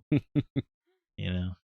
Couple of whiskey, a couple of old fashions. See where the night takes us. You know what I mean? Let's do it, man. Yeah, I like it. Alyssa, what do you think? Like you guys said, probably Sony. Honestly, I'd like to have a handheld from them again, because I love the Vita. Oh, Just love the Vita. Yeah, just didn't, take off like it should have. But yeah, I'd like another Sony handheld, but handheld, not handheld. But I don't have the same kind of like need for a handheld, because I don't really leave my house that much, and when I was traveling, I would take my Switch with me, but I don't really do that anymore. So literally, I just use my handheld to go to another room in the house. I don't have to worry about someone hogging the TV, because I've got 2 TVs here. And if my dad's here and he's watching the TV, he does not care if whatever I'm doing. So I don't have the same kind of worry. Like, that's the plus of being single. Don't have to worry about sharing my TV with anyone. And my dad just doesn't give a crap about anything I do. So I just play handheld games, consoles, just so I can take the games to another room of the house and to play exclusives on them. Right. So I don't have like a burning need or desire, but I think it'd be cool to have another Sony handheld. I think that if Gabe Newell put out or whoever's running Steam now puts out a Steam Deck 3 that you can only play these games on Steam Deck 3, and they come packed in, and you got Half-Life 3, Portal 3, Team Fortress 3, and you call it the Steam Deck 3. Like, that is some brilliant marketing right there, man. Sure. And making it exclusive on them would be tough. Well, it would be tough because, it is supposed to just be a portable Steam thing. Mm-hmm. And I think the days of dedicated, games only on a portable are over in the mass market sense. But there's a few tacking them answers. in. No, I hear what you're saying. No, I think that would be brilliant and smart, and it's one of those things where everybody would riot and be so upset about, and then they would all buy it. Mm-hmm. Yeah, that's what we do. I gotta get a Steam Deck. Need a Steam Deck. Need to play these. There's so many games only on PC. There's so many Western games. Yeah, only on PC. I just got a notification that Sands of Time is on sale for $2 on Steam, and I just paid $10 for it. Anyway, well, that is our episode. That's going to do it for this episode of The Gaming Outsider. Thank you so much for listening. Thank you to everybody who wrote in and gave all those comments. We really do appreciate it. Thank you to Relle, Jacob, and Marc for stopping by and talking about those games with us. This episode of The Gaming Outsider was produced by Kevin Honigford, and all the music you hear is written and performed by Grant Henry of Stemage and Metroid Metal. His website, as always, is stemagemusic.com, STEMAGE music.com. Please be sure to email us if you have any questions or concerns. Our address is feedback@thegamingoutsider.com. Zack, do you have any parting words or recommendations for our listeners before we're done? Sure. I finally saw Once Upon a Time in the West. I've been waiting to watch this movie for years because Paramount announced a 4K for this movie years ago, and it's only just now coming out. But I was just waiting for that. This is a Seth MacFarlane, right? No, this is Once Upon a Time in the West. Not A Million Ways to Die in the West. Oh, okay. Yeah, I was like, okay, this is wait the a classic minute. movie. I was like, you were waiting for 4K for a. No, this is a Sergio Leone movie, the director of the Dollars trilogy, starring Charles Bronson and Henry Fonda. And but Cinemagic, a local theater, shout out, was projecting it on film. So I had to see that. Nice. What an opportunity to see a 3-hour Western in a movie theater. Those don't come every day. Mm-hmm. So I went and saw it, and a pretty abysmal turnout. It was me and 6 other people. Whatever. It's not a bad thing. Had my draft root beer, my small popcorn, kicked back, and watched one of the best movies I've ever seen in my entire life. Nice. So if you haven't seen Once Upon a Time in the West, it is magnificent. If you're a Tarantino fan, you should really watch Sergio Leone because it's clearly the textbooks that he studied from in terms of his filmmaking, Mm-hmm. Camera techniques and stuff like that. But yeah, I mean, this movie, it's wonderful. I don't want to give anything away. The main character, his name is Harmonica because he plays a harmonica, and he won't give anybody his actual name. But the way they pay that off is so much better than you could have ever imagined. I'm intrigued. Is this streaming anywhere? Or is this still a? It might be. I don't know. I could look it up and see if it's streaming anywhere. I've got the resources. All right. You would think it being owned by Paramount, it would be on Paramount Plus, but that's not a guarantee anymore in this world. Gotcha. I thought of you this week, man. but, I watched a Western as well. I rewatched an old Western that I loved as a kid called Silverado. Oh, sure, yeah. A good hangout Western. I love that movie. Yeah. Okay, so Once Upon a Time in the West is on Paramount Plus right now. All right. Okay. The one service I don't have. It's not going to look as good, not on film. Okay. Yeah. Yeah. Scott, you want me to buy you the 4K when it comes out, Scott? No, you don't have to do that. I'll watch it one time. You could rent it for me. How about that? All right, cool. Yeah, it's exceptional. Nice. Alyssa, how about you?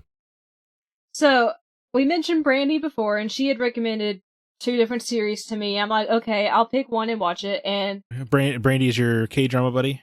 Yes, the one right? that Scott introduced me to and probably regrets it now. Your future podcast co-host? Yeah. And this is one of her favorites, so I was like, okay, I'm going to watch it because I've heard just nothing but amazing things about this series. I'm only halfway through it right now, but I love it, and it's called Crash Landing on You. It's a very popular K-drama. It's just every episode, it goes from being cute and adorable to being sad and traumatic, and it's just I don't know. I love it. And the fact that the couple on screen is actually married in real life just adds to it. But yeah, it's about this woman that she's a CEO in South Korea. She decides to go paragliding to show off a new product from her company. And it's very improbable, but she gets caught up in a tornado and she ends up in North Korea and can't go back home.